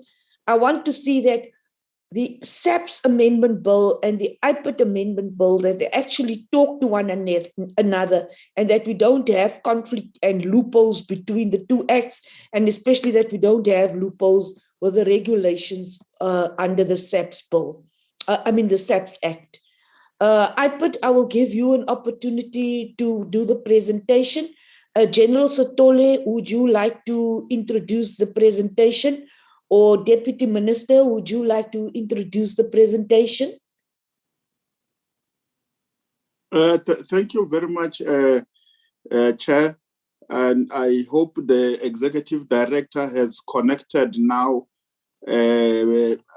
If that indication can be made, Chair, because she was not connected when we started with the presentation, but she's ready to connect. But okay, I see they've now loaded their thing. No, thanks very much, Chair and members of the committee. Executive Director, National Commissioner, and the Police Management. Through you, Chair, without deliberating the matters, let's allow the Executive Director, Mentrating, and her team. She will lead in the presentation and introduce the team that she is with on the platform. Through you, Chair. Thank you, Deputy Minister. Before the Executive Director comes in, Honourable Member, I've asked that IPID does their presentation because some of the answers will come from the IPID presentation. So I know, General Sotole, that SAPS hasn't finished responding, but I thought that some of the responses will come from the SAPS, the IPID presentation. So once IPID has done their presentation, we'll take another round of questions and responses. Members, we have quite a bit of time. This section is just for discipline and consequence management. Executive Director, good morning. Good morning, Chairperson. Good morning, DM, and good morning, honorable members of the Portfolio Committee. And thank you very much for giving us this opportunity to then talk to you about our presentation on the complaints and recommendations for 2021. We will go straight to the overview, Chairperson. The purpose of this presentation is to talk about the complaints received and recommendations by IPID for period 2020-2021. The total intake of cases for the financial year was 6,122. IPID had a total of 11,578 active cases as at the end of financial year 2020-2021 that were carried over to the current financial year. Of the 11,578 active cases reported were mainly assault cases with 7,820, followed by the discharge of an official firearm with 1,635, death as a result of police action with 794, torture with 665, and other criminal or stroke misconduct matters at 184 cases. A total of 3,684 investigations were completed for the period of 2020-2021. Furthermore, IPID has a total of 23,187 post-decision monitoring cases. Therefore, the actual workload as at the end of March 2021 was 34,765 active cases and the PDM. 5 provinces with the highest workload, both active and PDM cases, are Gauteng with 8,722, followed by the Western Cape with 7,205, KwaZulu-Natal 5,235, Eastern Cape 3,762, and Free State with 2,856. So I am going to hand over to my National Head of Investigation, Mr. Sisoko, to then take us through all the cases that are being investigated. Thank you, Chair. Thank you very much. You may continue. Thank you, Chairperson, and honorable members, and the Deputy Minister, National Commissioner, and colleagues. My presentation will focus, Chairperson, on the cases that we investigate as well as recommendations that we refer to SAPS and NPA. On this slide, Chairperson, we indicate the intake for the current financial year. That is the new matters that came in the current financial year within IPID. You'll note that we had 6,122 cases, which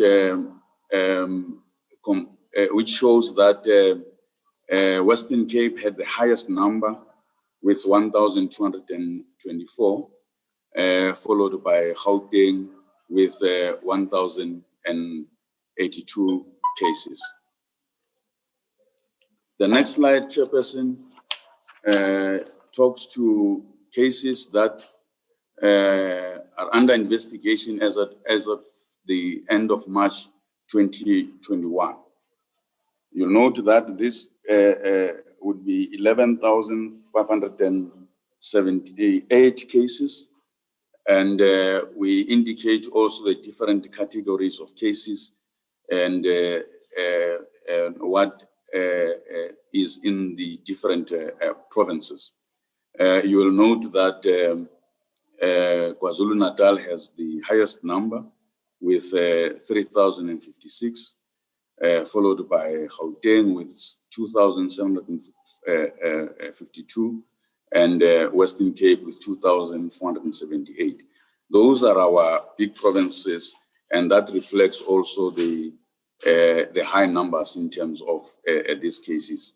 You'll note that the assaults are the highest at 7,820 cases.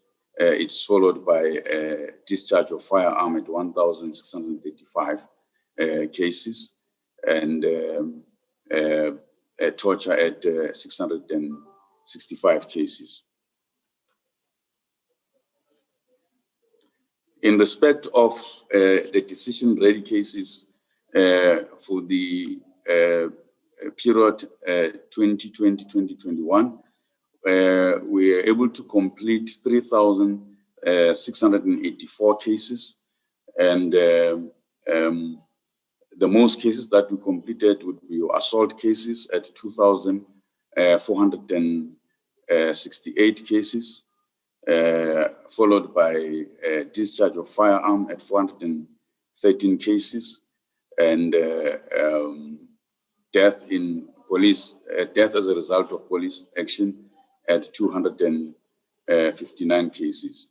In terms of the different provinces, you'll note that Free State completed the most numbers, which is 706 cases, and it is followed by Eastern Cape at, it's followed by Western Cape at 664 cases, and Eastern Cape at 478 cases. The next slide, Chairperson, shows the post-decision ready cases that we have as a department. These are cases where investigations have been completed. However, we're still waiting the other processes like your court processes, decisions of the NPA on our cases, and also the outcome of disciplinary processes within the NPA. These are 23,187 cases. You'll note that assault cases remains the highest in terms of numbers at 13,020 cases, and it's followed by discharge of firearm at discharge of firearm at 2,851, and deaths as a result of police action at 2,313 cases. And then with regard to provinces, you'll note that Gauteng has got the highest number at 5,970, and then it is followed by Western Cape at 4,727 cases. The next slide, Chairperson, talks to the total workload. That will be the active cases as well as the post-decision ready cases. That is all the work that you'll find handled by our investigators that are not yet closed. The total number is 34,765 cases. And again, you have your assault cases, which is the highest number at 20,084, followed by discharge of firearm at 4,486, and your death as a result of police action at 3,107. In terms of provinces, you have Gauteng leading the pack at 8,722, followed by Western Cape at 7,205 cases. Now we'll move to cases of where we make recommendations to SAPS and NPS and their compliance with our recommendations. This slide will indicate, Chairperson, that in the period under review, IPID forwarded 2,220 recommendations to SAPS for this period of 2020-2021, of which 702 cases was recommending disciplinary action and 1,518 were not recommending any action to be taken against the members.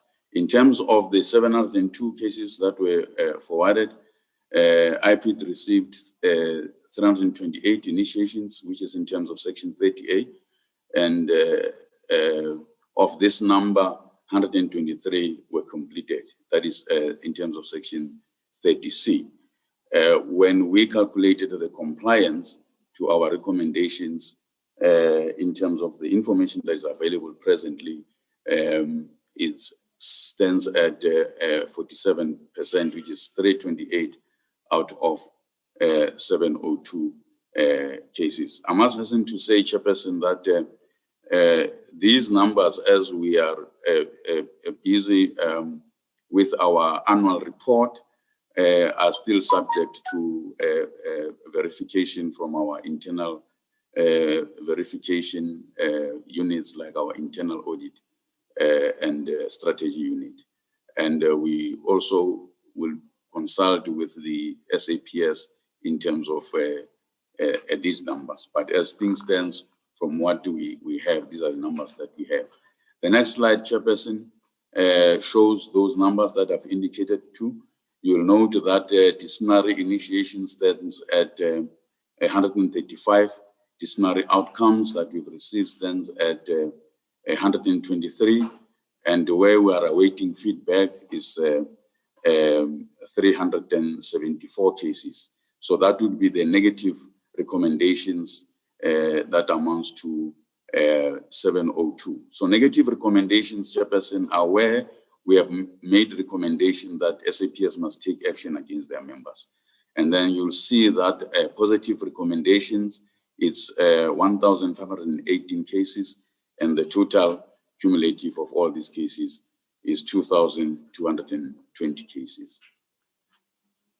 The next slide, Chairperson, shows the cases in terms of the different categories of cases, as well as the provinces where they emanate from the SAPS side, and the Metro Police matters that we also dealt with. And you'll note that assault matters are the highest also in terms of those matters at 477 cases. The next slide, Chairperson, gives a breakdown of those matters where we had feedback, those 193 cases. It shows that where members were found guilty, it's 66 cases. Where SAPS decided not to take steps, which is not in line with Section 30 of our Act, is 85 cases. And then where members were found not guilty is 34 cases, and 8 cases were withdrawn.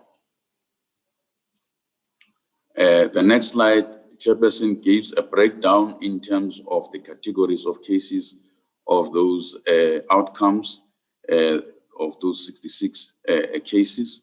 2 cases was death in custody, 6 was death as a result of police action, 9 was discharge of firearm, 3 was rape, and 41 was assault and torture cases, and 5 was non-compliance with Section 33 of the IPID Act. And the next slide gives a breakdown in terms of the sanctions. Note that 4 cases, the sanction was counseling. In 6 cases, members were dismissed from the service. In 13 cases, it was a final written warning. And 6 cases, it was salary suspension. 5 cases, it was a verbal warning. And then 32 cases, it was a written warning. The next slide, Chairperson, talks to the referrals to the NPA, we show there that we have referred 1,815 cases to the NPA.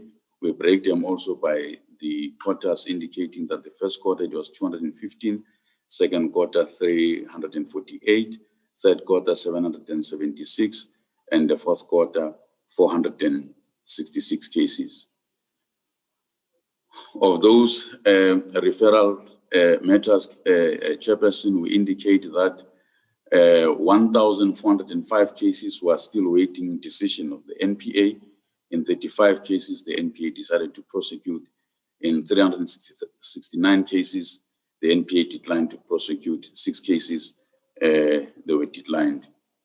6 cases were withdrawn.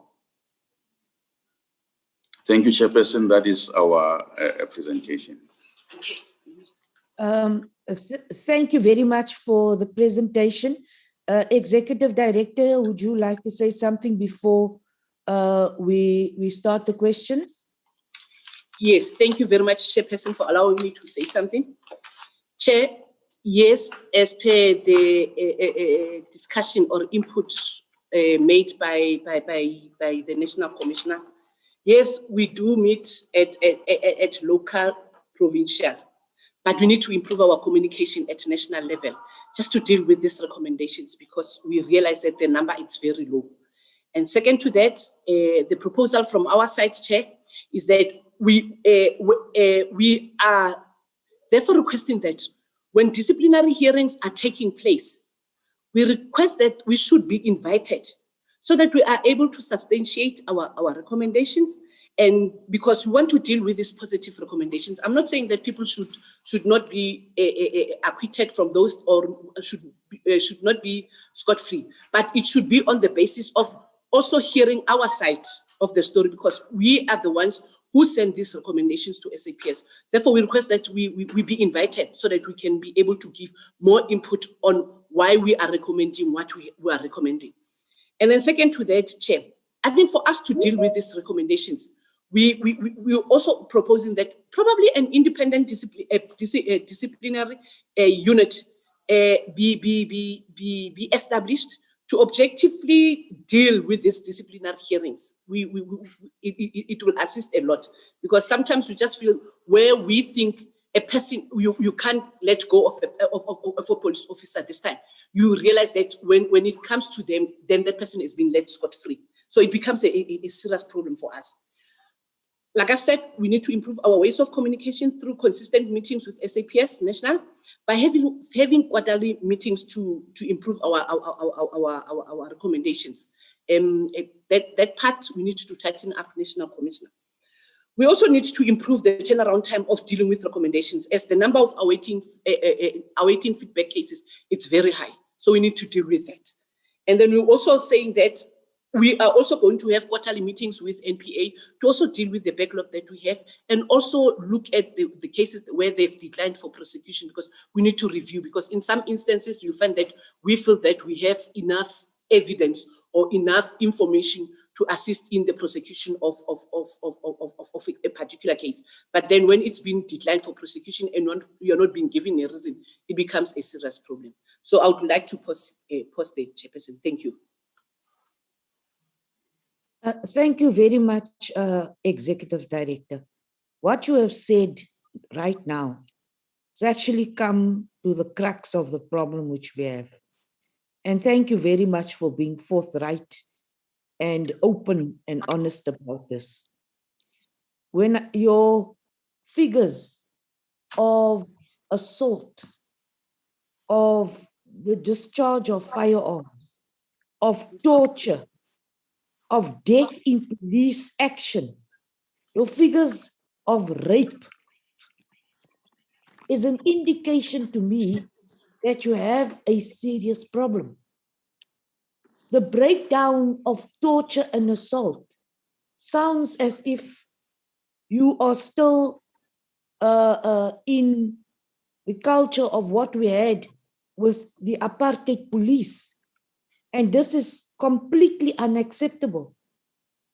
You have the figures that you have, the breakdown of your figures. I would like to see that your figures are compared with the figures of SAPS. There's a huge difference in the figures between SAPS and IPID. The breakdown of torture and assault, your figures are different. There's a huge difference from SAPS figures as on the rape figures. So I do not see consistency in your presentations. Colleagues, can you still hear me? Yes, Chair. Okay. So colleagues, I'm taking this view. I'm very extremely concerned. I'm not very happy. And even if we have to come back, we cannot have a situation where the police are raping the very same victims who have to come and report rape to them. And then we say that we are fighting gender-based violence. Compliance is a very misleading indicator. SAPS can comply with IPID recommendations and then thwart them at the same time. How do we know that it is not just a box-ticking exercise? For instance, if SAPS whitewash an IPID finding, or you acquit a member without a reason, or you give them a light sanction, you are giving them a light sanction for rape, then how do you explain this compliance? Again, your numbers do not align. Can we refer to the IPID numbers? Can we monitor the outcomes of the IPID numbers? I would like to know what we can do to ensure that the recommendations by IPID is implemented. How are those recommendations implemented? And how do you say that you cannot take steps or that convictions with pitifully low sanctions, like verbal warnings for torture? How can you give a verbal warning for torture or a light fine for rape? This is just, I've never heard of this unless we are still in the same culture as apartheid police, where you just get a light sentence or a verbal warning for torture. It means that we are condoning torture by police. Why? What should we do to stop SAPS from reinvestigating all IPID referred matters? That is why, and that is the way of them getting out of disciplining their members. So I'm very concerned. The contradictions between SAPS and IPID are astonishing. So honorable members, if you want to ask questions now, you can do so, or else I will allow SAPS to first speak. But Honorable Whitfield, you have your hand up. Would you like me to take you now, or do you want some more responses from SAPS and IPID? Yeah, I think it would be appropriate that we now ask the balance of our questions now that we've seen the IPID report. You've asked some good questions, and I think that the committee should put all their questions, and then we should get a detailed response from SAPS and IPID before we conclude, if that's okay with you. Absolutely. Honorable Whitfield, today I'm not finishing at 11 or 12 o'clock. I want to get to the bottom of this. So even if it means we have to come back and have another dedicated session, it is totally unacceptable. Really, could I have, Honorable Whitfield, could I have your input now, and then Shembeni, and then Tablanche, and then Faku? Honorable Whitfield, you may start. Thank you very much, Chairperson. I've got a number of questions. Perhaps let me just start with the following. In 2020-21, IPID received feedback on 193 completed cases where they recommended disciplinary action against a SAPS or Metro Police officer. Of those 193 cases, 66 had a guilty outcome, and in 85 cases, no steps were taken. 34 cases had a not guilty outcome, and 8 cases were withdrawn. of the 66 offences committed, which had a guilty outcome, the crimes included assault or torture, discharge of an official firearm, death as a result of police action, death in police custody, amongst others. My question here, Chair, to IPID is, why did these cases only have disciplinary recommendations and not criminal recommendations? I mean, these are clearly criminal acts that should have received criminal recommendations in each one of those incidences. Chair, then I'm very curious, you did ask the question before the IPID presentation, but I think that we can't leave this meeting without SAPS verbally responding in this meeting. SAPS has a tendency to come to the committee and then ask that they come back and put it in writing.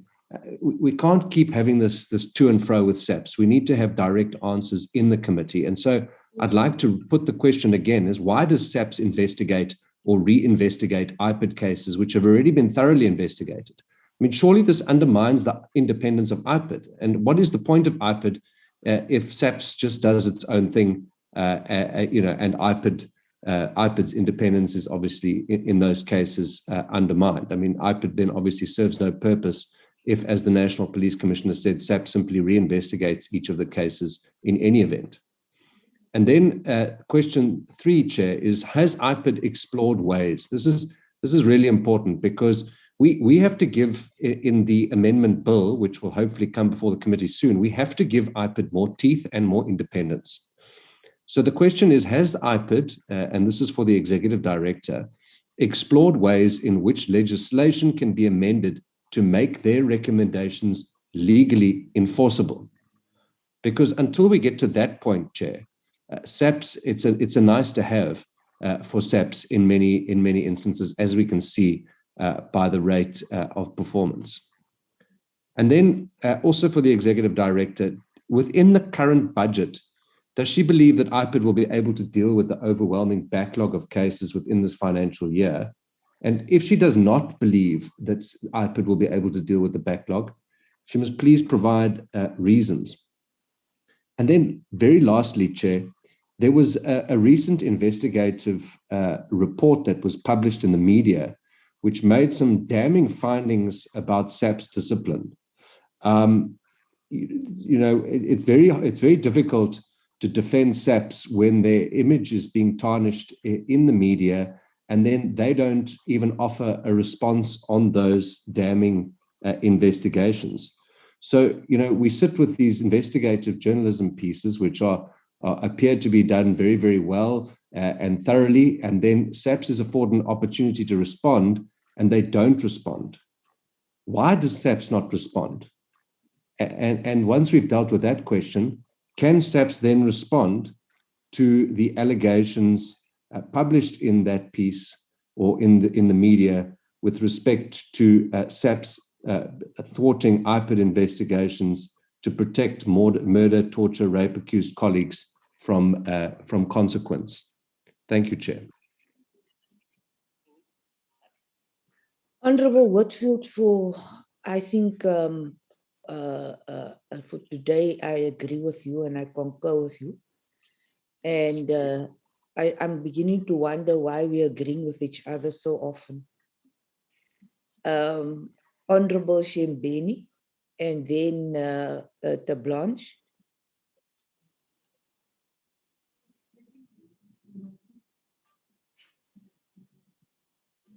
Thank you, Chair. I don't know whether we still have the presentation on our screen. The iPad presentation is on the screen now, Honourable Shembeni. Okay. Yes. Okay. Chair, thank you very much for the presentation. Actually, Honourable Whitfield has covered me in some of the things, but most importantly that I want to know, I don't know whether I'm late to ask this question, but I think it is important for me to ask this question of the vetting of the IPID investigators.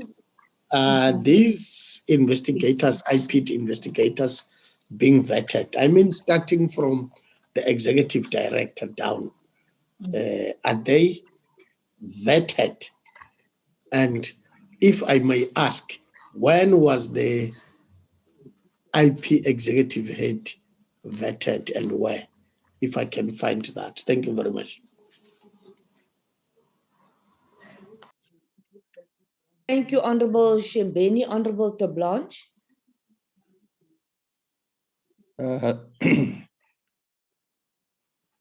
Thank you, Chairperson. Chairperson, I want to echo what you said and the Honorable Whitfield also. Chairperson, I'm a very concerned person at the moment. You know, at the moment, and the Deputy Minister is a very, very good man. Really, I really respect him a lot. And even the National Commissioner also, they are very respectful people. And what I'm saying now is not aimed at them. Chairperson, we are seeing the unfolding of another disaster under our own watch. If I can just go through the presentation briefly. IPID presentation, they had 11,578 carryover from the previous financial year. They completed 3,684. They have 34,765 active cases. They got new 6,122, if my memory serves me right, in this financial year. Chairperson, that is new matters in this financial year. Obviously, the numbers are, you know, just going up. So IPID is not making any inroads. Recommendations to the SAPS in the 2020-21 financial year was 2,220 cases. Only 1,193 were completed. And of those, a compliance rate of 47%, guilty 66.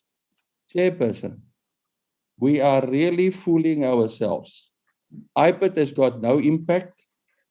And the new director also, I do respect her as well. I remember when she got appointed, the very first interview or meeting that we had, she promised that she will change things. And we even went to the extent that we're saying, we see a difference.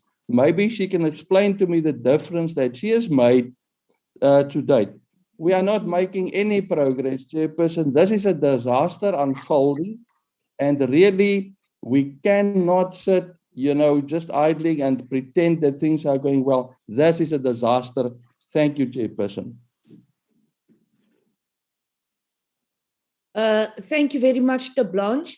Honorable Majosi, welcome. I'm sorry I didn't welcome you earlier.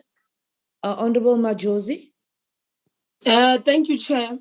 Mine it's simple. I just want an explanation in terms of the positive recommendations and the negative recommendations. What does it entail? The positive recommendation, does it mean that it's cases that they have finalized, or what is happening? And also on the feedback awaiting, what is the hold up? Because you can see the digits there, that these feedbacks have been, maybe they should have been brought back by when can we expect then the turnaround time that they'll be getting the feedback from the awaiting cases that are there, and if they can explain the positive recommendations and negative. Thank you, Chair. Thank you very much. Deputy Minister, you can allocate the different officials to respond. I'll give you an opportunity, and then Honorable Deputy Minister, you can delegate to whoever should respond. No, thanks, Chair. Chair, did you forget me? No, Honorable, your hand went down. Sorry. No, it went down after you noted me. All right, Honorable Faku, sorry. Thank you very much, Chairperson. Chair, I want to make a recommendation because one of the things that I'm looking into the IPID report, especially when it talks about the Eastern Cape, it says the Eastern Cape has 35 disciplinaries and it's got 74 outcomes and awaiting a feedback of 35. Something does not tally up there, and then you have a total of 136. You can't have more, you're less disciplinary initiated, but you have more outcomes. I want to recommend, Chairperson, that as a committee, perhaps let us reschedule the meeting and request that maybe postpone the meeting for another day. Let us request that SAPS and IPID to sit together and do a thorough analysis when it comes to their stats and give us a proper report, because I don't want to believe to say that there is no capacity with IPID and SAPS. I think there is, but one thing that we have been emphasizing as a committee to strengthen the relations between SAPS and IPID. I also support the motion to say SAPS can investigate themselves. So if we are going to expect to get different answers today, we're not going to get them. Let us return both presentations back and get a proper presentation, Chairperson, from both these parties. That is my plea with the committee, Chair. Can we please do that? Thank you very much. Thank you, Honorable Faku. I don't think that our two proposals are mutually exclusive. We are certainly going to call them back. I agree with you. We need a way forward on this. We are not going to get all our responses today. The proposal of the Executive Director for an independent disciplinary section is a very good proposal. So we want SAPS and IPID to sit together, to come back, and this time they are going to come back with one presentation, because these two presentations are not speaking to each other. Could I please first give you an opportunity to respond, because members are concerned that they do not get responses? I'm going to give you an opportunity to respond, and as Honorable Faku said, you will then be called back again. Thank you very much. Deputy Minister. Thank you very much, Chair, and thanks to the comments and questions that members have raised. And of course, appreciate the comments about myself, the National Commissioner, and the Executive Director. But I want to say, Chair, and to members, we can't be exonerated from the South African Police Service and IPID. If there is wrong that is done, or members observe that, like he's saying, there is a disaster to happen, it means we are part of that disaster. We can't be excluded from whatever wrong that is there. But what I want to say to the committee through you, Chair, is that there is a commitment from both the National Commissioner and the Executive Director in terms of working together to deal with issues that IPID is supposed to do. IPID is not an instrument that was created to become an antagonistic force against the police. No, the police are not supposed to look at IPID as a problematic institution. These institutions are meant to complement each other. These institutions are here to make a contribution, particularly IPID, towards ensuring that the professionalization of the police is realized.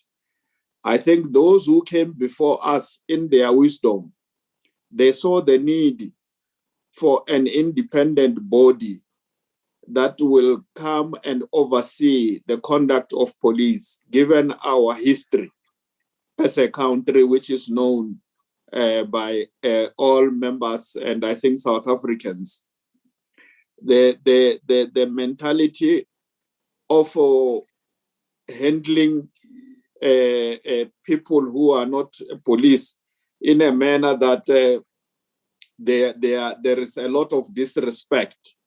It can either be through humiliating them when they come to report cases, or handling them in a manner that is not appropriate, or beating them up, or instances where a firearm is taken, an officer threatens somebody with a firearm, which is not meant to threaten people, but to enhance as a tool of trade the work by the South African police. So IPID came into the picture to complement that, because it was very clear that a program that will involve the South African police through training, and you expect overnight to have a professionalized police, is not going to happen. You need a variety of options that will assist in this regard, including the creation of the civilian secretariat. So there is a clear understanding from the ministry that IPID must be supported and it must be strengthened, but IPID must understand that they must complement the police, but also the police themselves must understand that IPID is not an enemy of the police. It is there to help police conduct themselves in line with what the Constitution is saying. We know the challenges that have been there, the issues of the executive director. We have an executive director now. She has made commitment and we have interacted with her. I think it was early this year or towards the end of last year, where we had a strategic session with IPID. And out of that, we agreed that there must be interface between the National Commissioner and the Executive Director. They must work together. Where there are issues that need police to respond and they are delayed, the ED must be able to pick up a phone and talk to the Commissioner, and vice versa, the Commissioner talk to the ED to ensure that there is no instances where things are not properly done.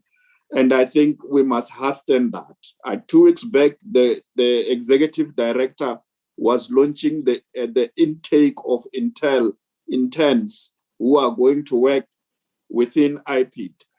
And for a period of 12 months, we did have a discussion with the Executive Director that it is important that as they engage in this exercise, there must be a closer collaboration with the National Commissioner, so that when this 12 months finishes, these people who have been exposed to how police do their work can contribute to the broader body of the South African police. But this will not happen without the Executive Director and the National Commissioner interfacing. So the question was asked, I think, earlier on, that if there was a healthy relationship between the South African police and IPID, I think it was Honorable Wickfield, where he was saying we will be seeing recommendations being implemented. As we speak, there is a good working relationship. And I've said to the Executive Director, if she encounters problems in their interactions and the National Commissioner, we must be made aware of that so that we can come in to ensure that things are done. Yes, there are cases here that shows that there is a backlog and the things have not been as quick as we will have expected. IPID is aware about that. SAPS the leadership of SAPS is aware about the cases that are outstanding. There is commitment from both that these things get addressed. And we want to say to the committee here today that the leadership of the police through the minister and the National Commissioner and the Executive Director are committed to ensure that things are handled properly. In fact, one jokingly says to the Executive Director, IPID, once they become effective in doing their work, and the civilian secretariat, they are going to work themselves out of existence, because we'll have professionalized, contributed immensely to professionalizing the South African police, and they will be conducting themselves in a manner that is in keeping with what the Constitution requires of them to do in terms of their conduct and how they relate with South Africans. Of course, I might have taken much of your time, but I thought it's important that we say to the committee, we are committed and we will be sure that these issues that we have observed are dealt with effectively. And it's important that when we come and appear to you as IPID and as SAPS, when we talk about the figures, there must be a correlation between the two. We might not present exactly the same figures, but the variance should not be to the extreme where members start to doubt whether what we're putting here or SAPS or IPID are presenting figures that are not accurate. I will, like we said, Chair, earlier on, that the police were supposed to respond after the National Commissioner, but we asked that IPID must come on board. So I will suggest that we allow police to come in and respond to the questions that were raised, and also IPID come into the picture led by the executive director. And then, but because the IPID have presented now, I will suggest that we must allow the National Commissioner to come in and make his comment before other generals and operatives can come and respond to the questions that you have raised. But we really appreciate the interaction, Chair, that the committee affords us from time to time. If you may allow, I will ask that the National Commissioner comes in. Through you, Chair. Honorable Deputy Minister, thanks for that input, and thanks for always interacting with the committee.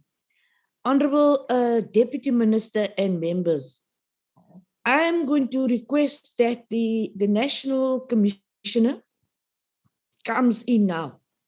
We already had an opportunity for the Executive Director to respond.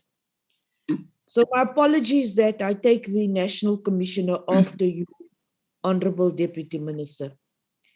I'm going to let the National Commissioner respond, and then I'm going to ask SAPS that they go back to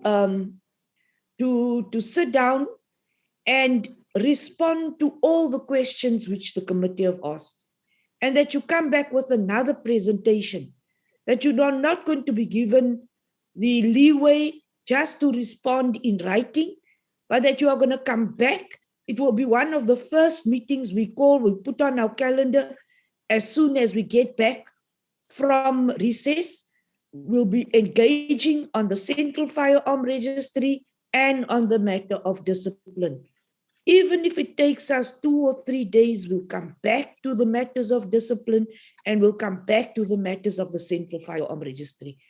National Commissioner, I'm giving you an opportunity to respond. Chairperson, Yes. sorry to interrupt. Honorable Can you Whitfield? clarify when did the Executive Director of IPID respond to the questions? I haven't received those. I mean, it was the Deputy. Honorable Whitfield, what I'm saying is they're going to respond to questions now. The Executive Director had made certain comments. She did not respond to all the questions. She made certain comments. What I'm concerned about is that the two presentations do not correspond. What I want to do is to give them an opportunity to go back to prepare a presentation which responds to our questions. Not to give you written responses, but to come back to the committee to give us a presentation which is one presentation. And that presentation should respond to the questions which the committee has asked and respond to the figures that we have pointed out, that those figures are inconsistent. So let me allow the National Commissioner to first speak, and then if you still want more answers, I will allow it. Let me first allow the National Commissioner to come in. Thank you. Thank you very much, Honorable Chair, and thanks, DM, for the guidance, and thanks to honorable members for the questions and inputs. Let me the providers, yes. Yes. Could you see my reply on the file? Can you mute the gadgets, please? Can you mute your gadgets? I can't hear. Thank you. Sorry for interrupting. General Satole. Thank you very much, Honorable Chair. Chair, let me start with the direction that has been given by the committee with regard to the reconciliation and kind of integrated response between SAPS and IPID. I think maybe from my side, let me apologize that this reconciliation was not done. But I will, Chair, ask for the permission of the committee that General Zia, after my response, just clarifies that particular area. But what I wanted to point out to the committee is that I think 2 years back, the question of numbers is 2 to 3 years back, the question of numbers, of clash of numbers between IPID and SAPS came out in a presentation to the previous committee. And then again there we took a resolution, and I personally issued an instruction to SAPS. We agreed together with IPID, I think it was still the acting head, that we put a team together that should work together to reconcile these numbers before any presentation is done. So, but we are also going to take the directive of the committee by now. SAPS, a team that would be led by Lieutenant General Zia, will work together with the IPID team to again reconcile and purify these numbers so that we talk about one and the same thing. So there will be compliance in that respect. Then, Chair, I wanted to then make a plea to the committee, and on several occasions, I think we do experience a collusion of legislations if it is not other prescripts which straight down to regulations, where a new legislation will be brought to the fore without necessarily looking into existing legislations or even regulations. And when you comply or you implement that particular legislation, then it colludes with existing legislations.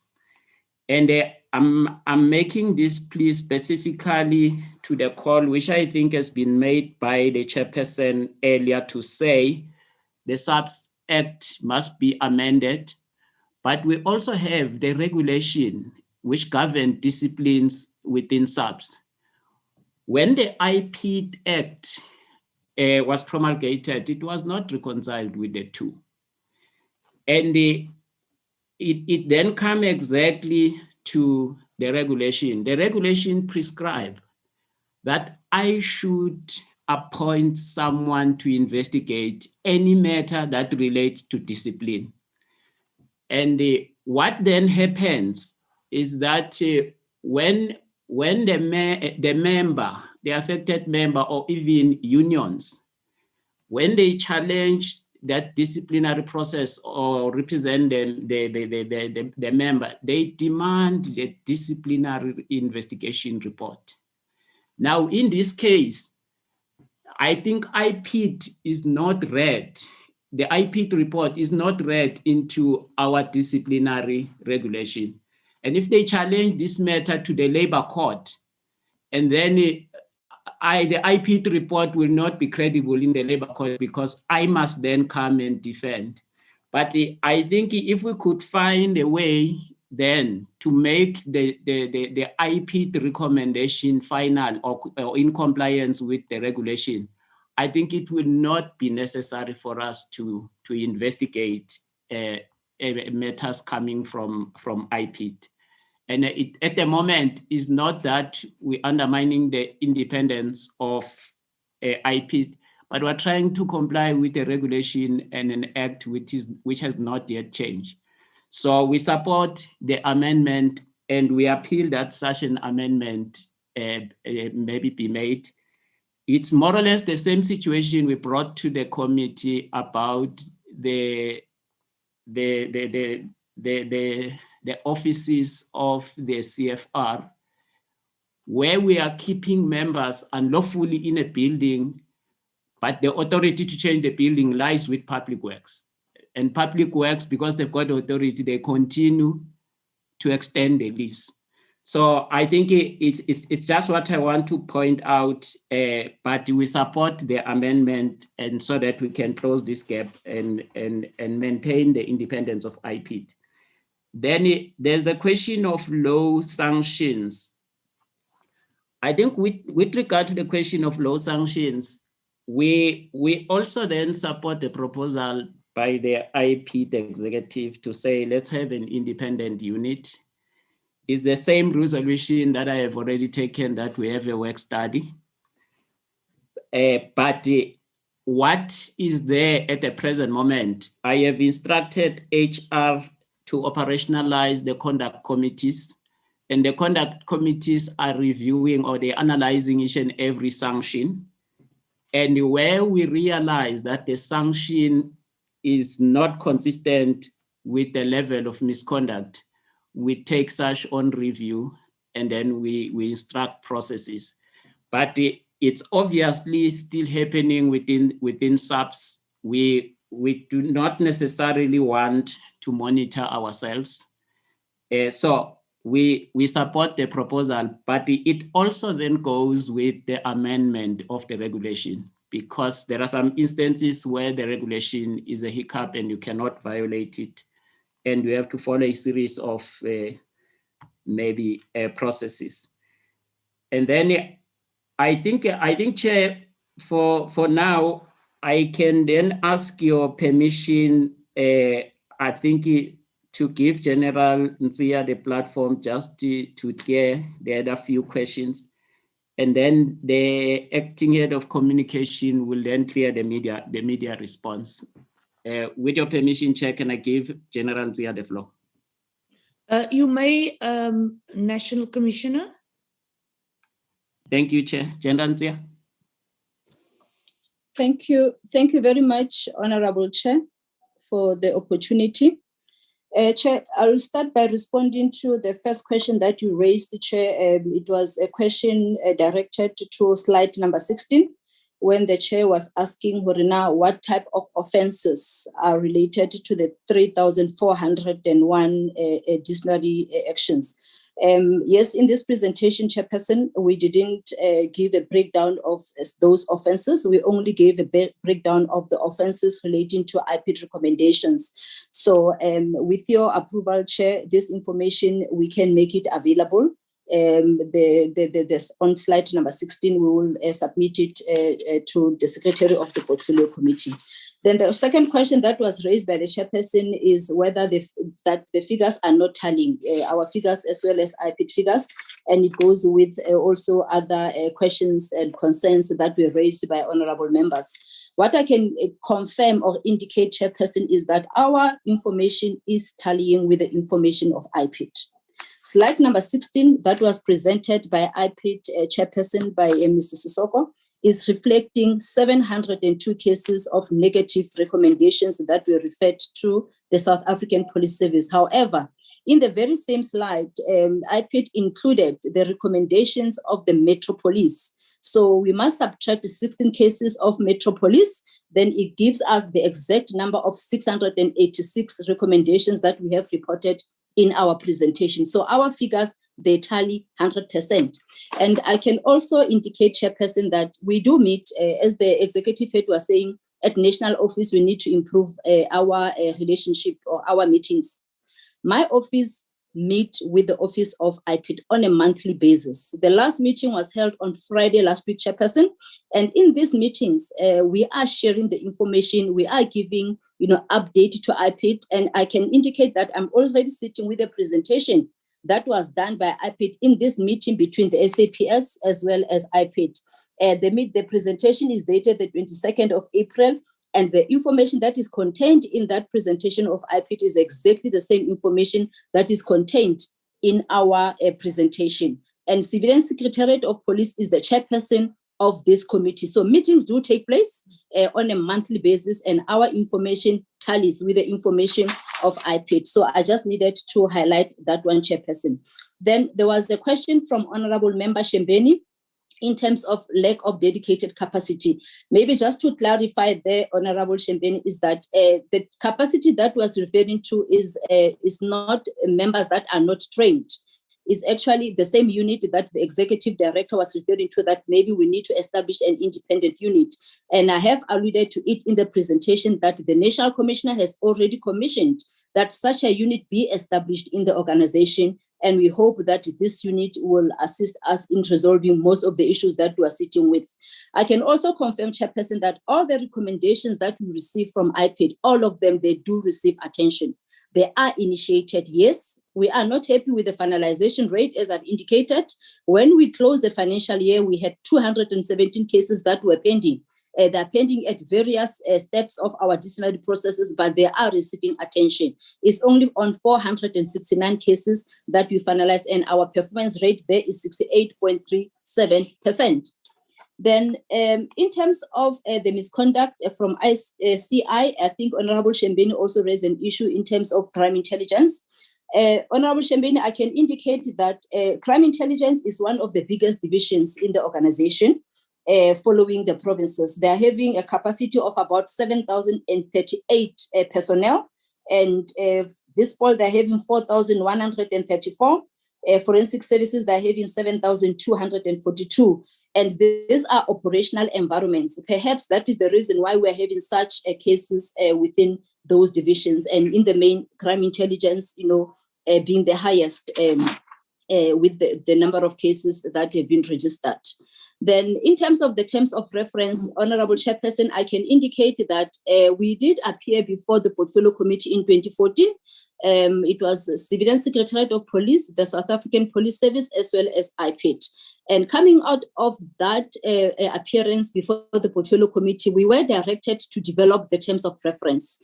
The terms of reference, they are still in a draft. We do have a copy as the SAPS, and IPID is having a copy. What we need to do now is to go back to the terms of reference and make sure that maybe they are signed between the Executive Director as well as the National Commissioner of the South African Police Service. Then I think that is all, Chairperson, in terms of the questions that I had to respond to. Thank you very much, Chair. Thank you, National Commissioner. Chair? Yes, DM. Maybe before we give the Executive Director, the head of the Hawks wanted to make a comment. Yes, the National Commissioner also had someone. I saw in the chat group that General Labia also wanted to comment. So the National Commissioner had another response that he wanted. Thank you, Chair. I think it's the head of communication, the acting head of communication, Brigadier Vish, to respond to the media question. Thank you, Chair. And despite the questions that we have responded to now, we'll still comply with the directive of the committee for the exercise. Vish, you can take the floor. Thank you very much, National Commissioner. Very good morning, Honorable Chair, Honorable members, the Deputy Minister, National Commissioner, Deputy National Commissioners, and senior officers. Thank you for this opportunity, Honorable Chair. I'm responding to a question by the Honorable Whitfield, Honorable Chair. basically, Honorable Chair, we find that almost all of these media inquiries that Honorable Whitfield is referring to are relating to criminal and disciplinary matters, particularly against senior officers, and information in the form of official correspondence and details of disciplinary processes are being leaked to the media, more often by faceless persons. And we often acknowledge these media inquiries by the journalists, but we don't necessarily provide the processes that SAPS management is embarking on for two reasons, Chair. The one is the disclosure of any information or details of the processes that SAPS management is embarking on would be counterproductive, as such disclosure could potentially jeopardize the pending or criminal or disciplinary processes, Chair. And also the second part is providing detailed responses to these media queries or investigative stories, as the Honorable Whitfield has put it. These also has a potential of opening the SAPS up to possible litigation, Honorable Chair. So I hope that response would suffice, Honorable Chair. Thank you.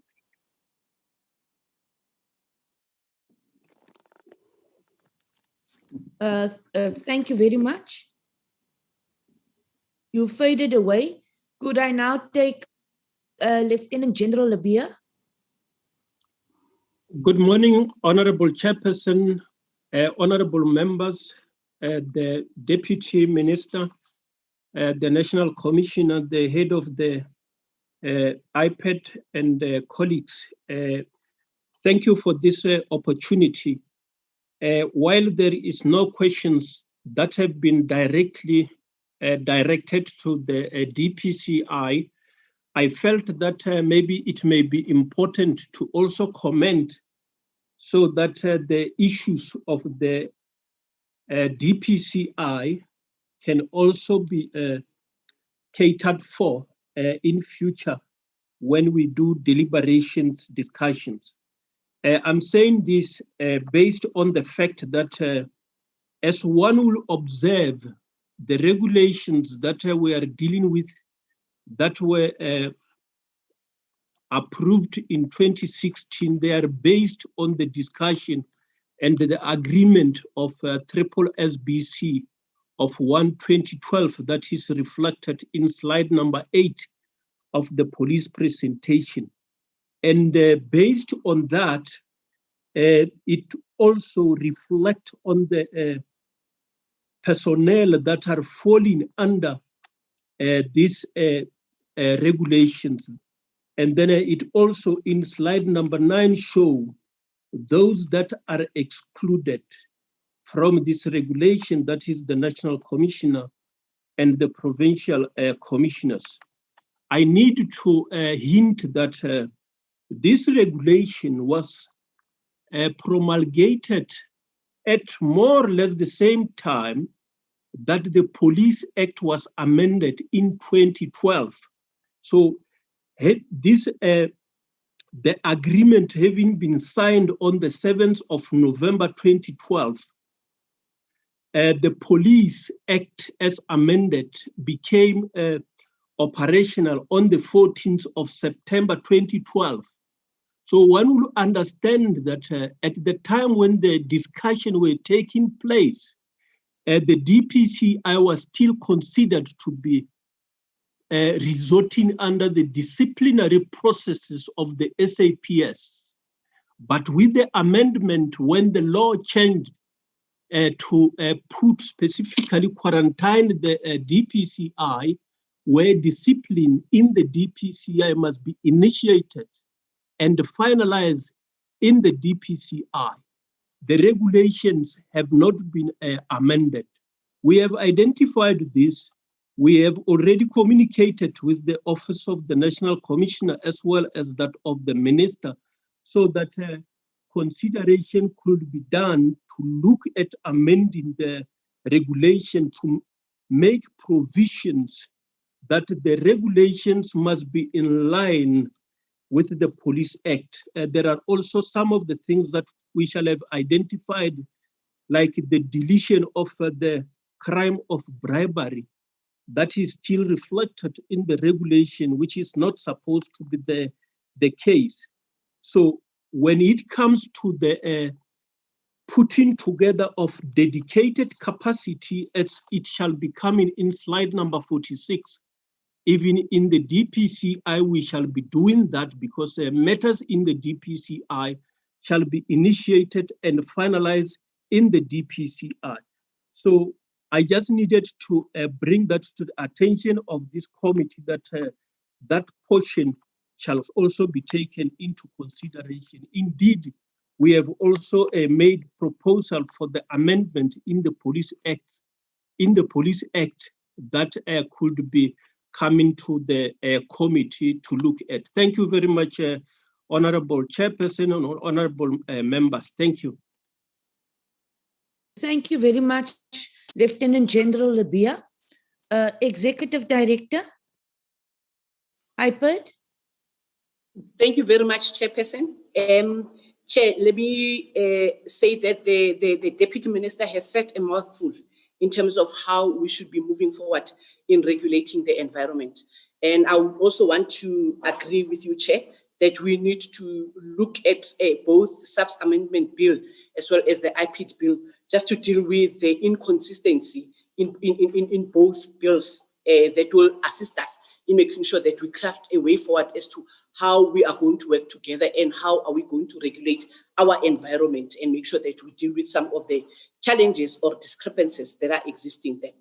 Let me go straight and try and respond to some of the questions that were raised by honorable members.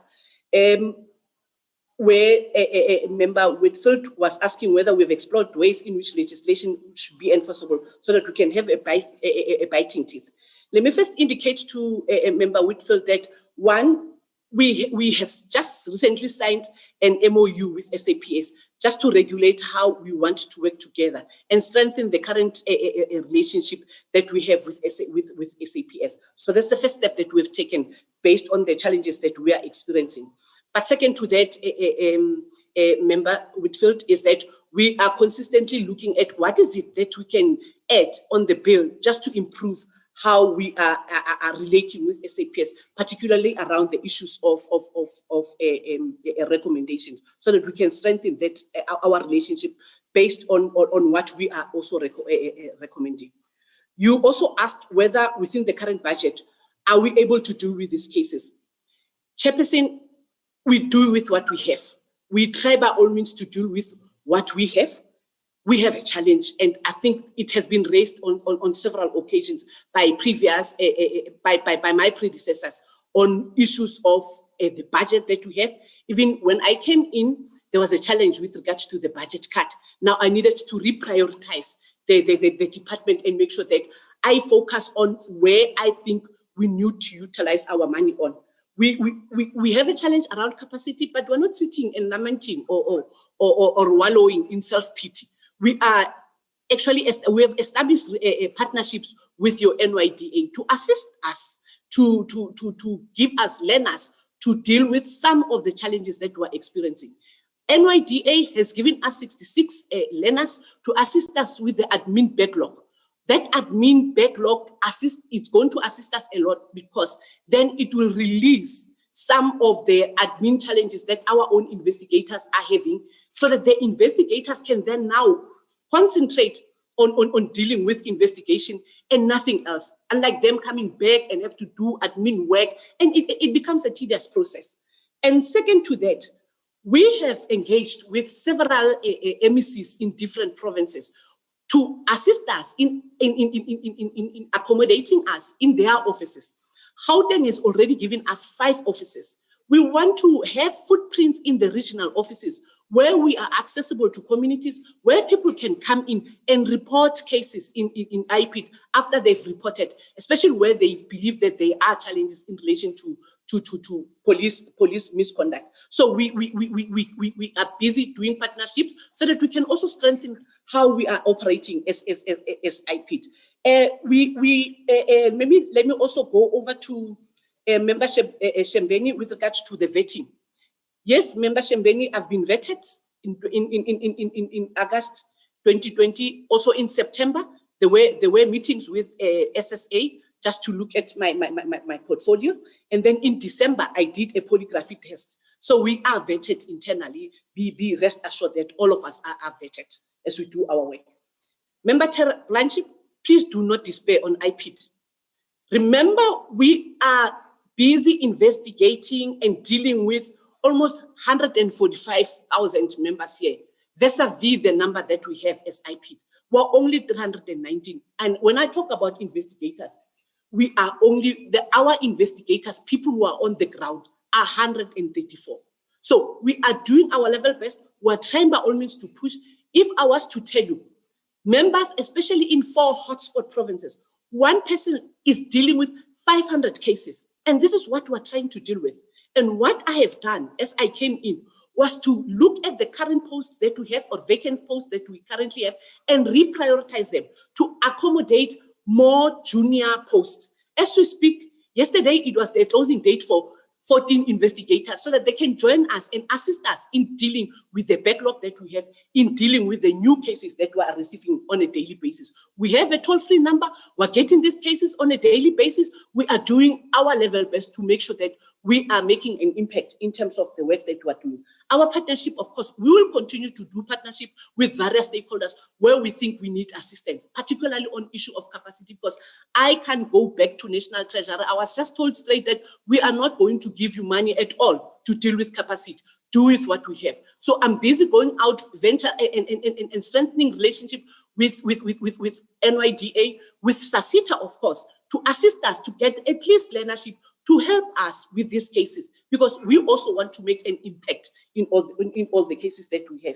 We are also, as part of dealing with some of the challenges, we're not sitting and saying we're here to deal with police officers.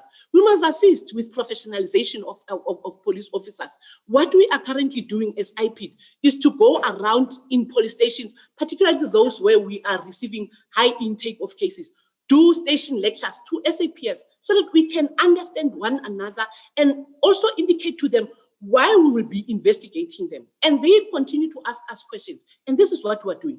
We're also conducting community outreach programs so that we can educate our communities about IPID, because people have said to us, we don't know what IPID is doing. Now we're going out and reaching out to communities and saying to communities, come, report cases where you are finding that there are challenges and how best can we assist. Almost on a daily basis, we are getting cases. It is even made even worse by the toll-free number that we have established as the department. The difference between positive and negative, Member Majosi, let me give him that Sisoko so that he can just explain in detail exactly when we talk about the positive and negative recommendations. What do we mean? Thanks, Ntate Soba. Through you, Chair. Sorry for that. Thank you, Chair. Members. I'll deal with the issue of the positive, negative, as well as the issues of the numbers. Chairperson, the negative recommendations, as I've indicated before, refers to recommendations that we make to the SAPS, where we recommend that disciplinary actions be taken against members of the SAPS. So our investigation shall have revealed that members would have committed a misconduct. And whereas with positive recommendations, that is where our investigation would have revealed that members have not committed any misconduct, or we clear members in terms of the allegations that I've made against them. So that is the difference between the two. And this is the terminology also that is used by SAPS, which is understood in that way. In relation to numbers, Chairperson,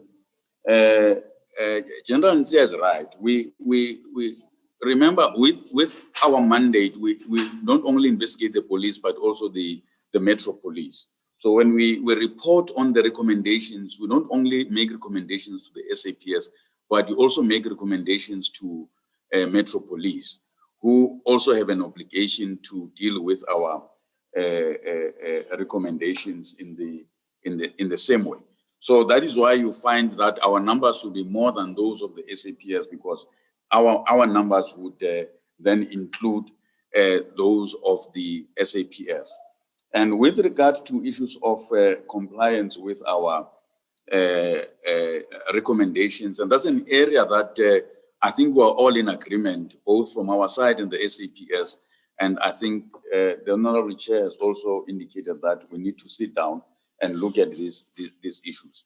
Because what happens is we do have these meetings, as General Nsia has indicated. We discuss these issues and we raise issues that we have. For instance, when you look at our slide, our presentation, we'll talk about cases where it says no steps taken. So that would be the cases where SAPS come to us and say there were no steps taken. So in our discussions with SAPS, we say to them, you can't decide that no steps taken when Section 30 is very clear that you need to initiate. So those are the areas, even in our discussion, we said, before you decide that you're not going to take any steps, let's sit together first.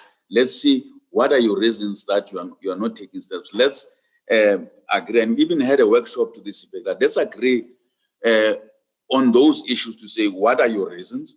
And try and have a common ground. Where we don't have a common ground, there will be escalation from, say, from the provinces to national on those issues. And I think those are the areas, in my humble opinion, Chairperson, that we still have to strengthen between ourselves and SAPS to deal specifically with those issues. The issue of the legislation of regulations, General Story, General Libya, and the Executive Director spoken to them. Those are important issues that all of us need to look at that, and the committee must assist us in dealing with that, and the ministry assist us with the regulations to tighten up those areas where there are conflicts, so that we're able to move forward easily in terms of the implementation of our recommendations. We also believe that those recommendations by the panel, which was made to the ministry, the sooner it's implemented in terms of getting independent people who are not part of the normal establishment of the SAPS to deal independently with these issues of discipline. They will then deal with the issues that we also raise with the SAPS, and General Stoller will be aware that Assandan sent letters to say we don't agree with these sanctions that were put in these cases, so that we have some semblance of impartiality and independence in how these disciplinary matters are dealt with. Thank you, Chair. Thank you, Chair. I think we'll pause there.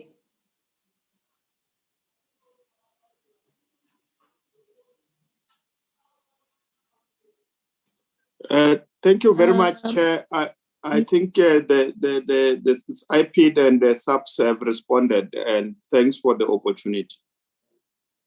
Thank you very much, members. Honorable DM and National Commissioner, Executive Director, Lieutenant General Libya will be calling you back on this matter. So I'm not going to take another round of questions. And if you are happy with that, then I am just going to, if I can just allow, DM, have you closed already, or would you like an opportunity? No, thanks, Chair. I think we can only express our appreciation to you and the team for affording us an opportunity to come and account to the people of South Africa through the committee on the work that we do, both as the South African Police Service and in the Independent Investigative Directorate, led respectively by the Executive Director and the National Commissioner. But also appreciate the work that the police are doing together with IPID, and the fact that we're able to come with this delegation that we came with, so to answer the questions that have been asked. And we did respond to those questions that have been raised. And obviously, as we interact with you, we get to understand and share the perspectives that you have, which helps us to do our work better. It's always a pleasure to interact with the committee chair and the members. We really appreciate this platform. Thank you very much.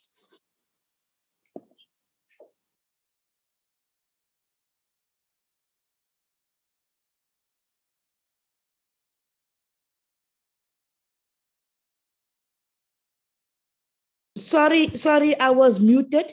Honorable members, that takes care of the business of today.